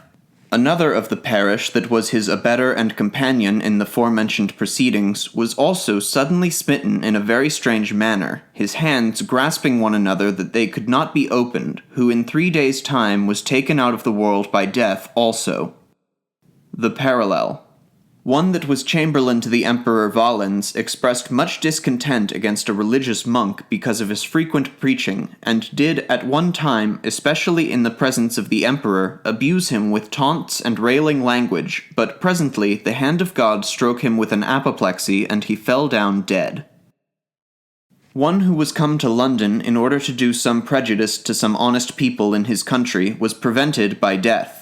One that lived in Wales, a great persecutor of nonconformists in his neighbourhood, being not able to carry on his design against them there in any proportion to the malice that was in his heart towards them, about Michaelmas last, in order to a more severe and effectual prosecution of them, came up to London, but his purpose God did wholly frustrate, for within 2 days after his arrival there, he was carried out of the world by death.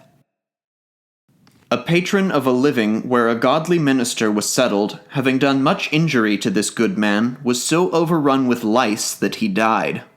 One Mr. Constantine, a minister in Cheshire, was most injuriously dealt withal and persecuted by a gentleman in that county, who was, as we are informed, the patron of the living where Mr. Constantine was settled.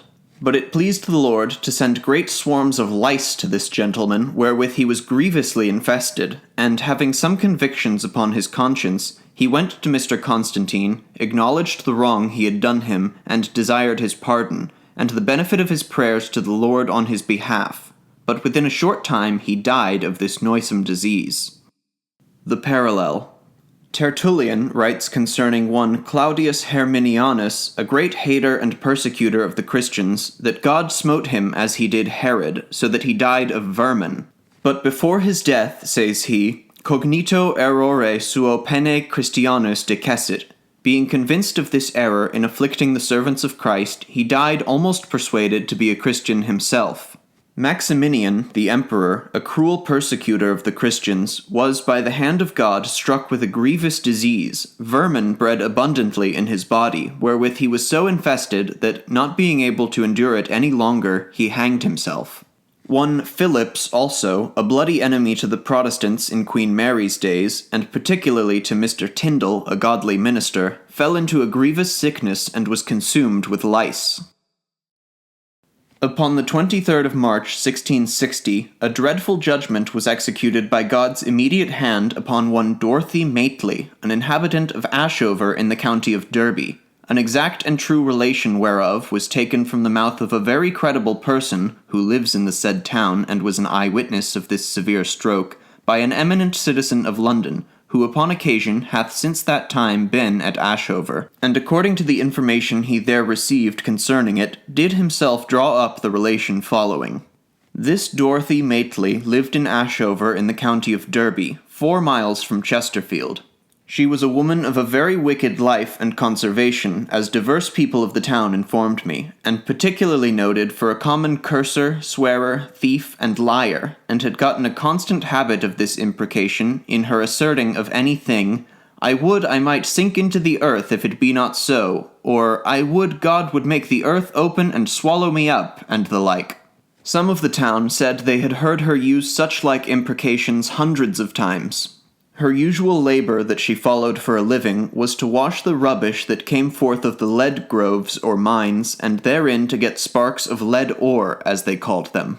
And upon the 23rd day of March, 1660, the said Dorothy, being washing ore on the top of a steep and rocky hill about 1/4 of a mile from Ashover, was taxed for stealing 2 single pence out of a youth's pocket, who had laid aside his breeches whilst he wrought in his drawers, which she violently denied, wishing the ground might swallow her up if she had them, and used the same imprecations several times upon other occasions that day. And one George Hodgkinson of Ashover, a man of good repute amongst his neighbours, coming accidentally by the place where the said Dorothy was at work the time aforesaid, stood a little to talk with her. She was washing her ore in a tub with a sieve in it. The people showed me one like to it, which I think was near 4 foot in the diameter and about 2.5 feet deep.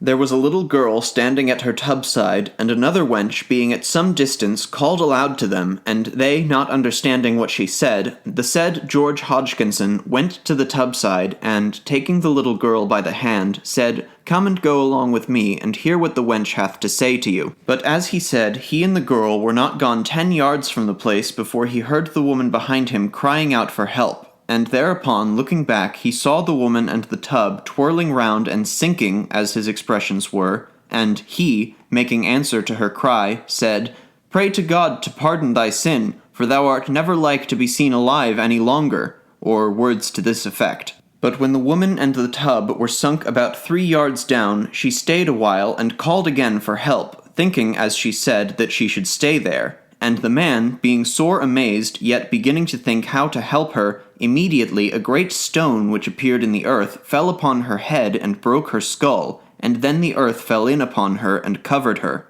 She was afterwards digged up and found about 4 yards within ground, but her tub and sieve was not found. There was found in her pocket the single pence which she had denied. After conversing with George Hodgkinson and some other inhabitants of Ashover, I went to see the place, which is on top of a hill as aforesaid. There is a lead grove or pit about 6 yards from the place. This grove, as the people told me, was 40-odd fathom deep, cut through hard rocks, and there was not the least shrinking of earth into that grove. The place where the woman sunk was a round hole or pit, as I judge, about 3 or 4 yards deep, and I think about the same breadth at the top, but narrow at the bottom. The ground round about is firm, and not the least crack in it that I could discern, and the very place where the woman and her tub stood appeared the like before her sinking. There lies great weights of stone and ore all about it, and the like hath done upon that place. I asked the people if they could give any reason for her sinking, and they answered, "God only knows the reason," or to that effect.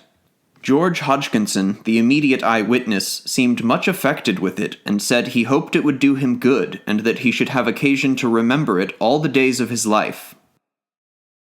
While the Bishop of Oxford was conferring orders upon some persons, a ledge of wainscot fell down upon the communion table. Also, Dr. Barton Holliday, as he was administering the sacrament, fell down and so wounded himself that he could not proceed to officiate any further. On the 31st of March, being the Lord's Day, 1661, two strange accidents happened at Christ Church in Oxford, where the bishop of the diocese was met with several of his clergy to confer holy orders, as they call them, upon several persons. There is some difference in the reports about them. But from a member of that university, who is a great friend to that way, and will be far from speaking anything to the disadvantage of that party, take the relation of it as followeth, being an extract of a letter under his own hand to a person of quality near London, dated at Oxford, April 4th, 1661, in haec verba. On Sunday last, the Bishop of Oxford conferred holy orders at Christ Church.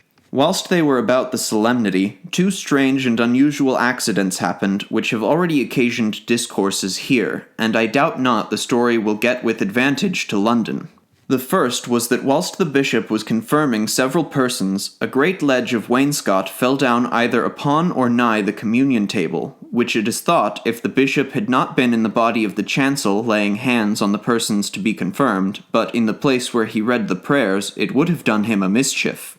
The other accident was that Dr. Barton Holliday, the Archdeacon of Oxford, administering the wine at the sacrament, which is always on such occasions to be administered, fell down and hit his face against the chalice, so as to wound himself so much that he was forced to desist, and Dr. Lampluga of Queen's officiated for him. From another member of the same university, and as credible a person as the former, we have a more full, yet true account of this business as followeth.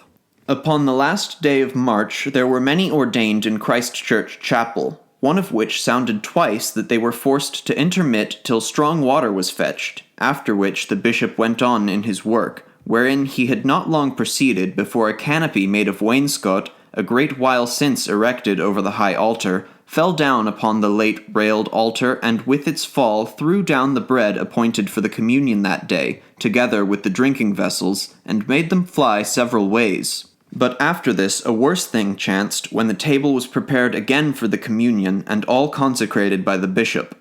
As Dr. Holliday, his lordship's archdeacon, was marching with the cup down the steps from the high altar to administer it, he fell down with an exceeding violence and cut both his hand and his face, whereby he was utterly disabled from officiating any further for that time in that service. 3 or 4 debauched persons, inhabitants of Worcester, did on the day of His Majesty's coronation drink healths to so great excess that 2 of them fell sick immediately upon it and died.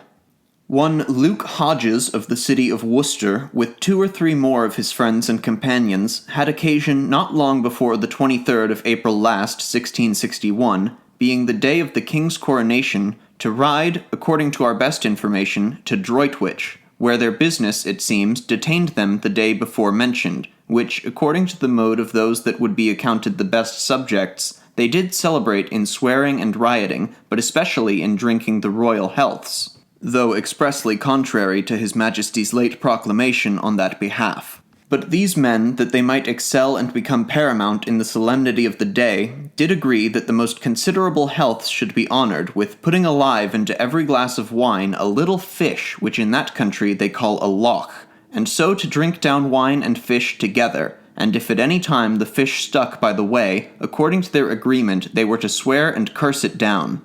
When the solemnity was ended, and they had made use of the ordinary means, sleep, for the recovery of their senses, and were now from beasts in some competent degree transformed into men again, as well as they could, rode home to Worcester, where the righteous God immediately calls some of them to an account for their late profaneness and horrible abuse of themselves and his creatures, and strikes the aforesaid Luke Hodges with a desperate and violent sickness, during all the time whereof he was in unspeakable torment, and still fancied, as we have credibly been informed, that the fishes which he drank down did continually gnaw upon him. After a few days' sickness, he miserably ended his life. About the same time, another of them, whose name was Sagar, the Lord struck much after the same manner, and in a short space of time he also breathed out his last. The rest are for the present reserved to take warning by the example of God's severe judgments upon their fellows, whereby the Lord with a very loud and most articulate voice calls them to a speedy repentance and reformation, lest they likewise perish. Luke chapter 13, verse 5. The parallel. It would fill a considerable volume to collect the several judgments that have been inflicted upon drunkards and health drinkers. The reader may furnish himself with a variety of examples of this kind if he look into Beard's Theatre, etc., and Clarke's Examples, and a book called A Divine Tragedy. We shall only pick out these 3 short instances which come the nearest to a parallel of any that we can find. 1. At the Plough in Barnwell, near Cambridge, 4 persons were engaged in this sin of drunkenness, and drank so much that within a short time after 3 of them died, and the 4th narrowly escaped after a very great sickness. 2. Also at a place near Malden, in Essex, 4 or 5 persons appointed a drinking match, and did there abuse the creatures of God to very great excess.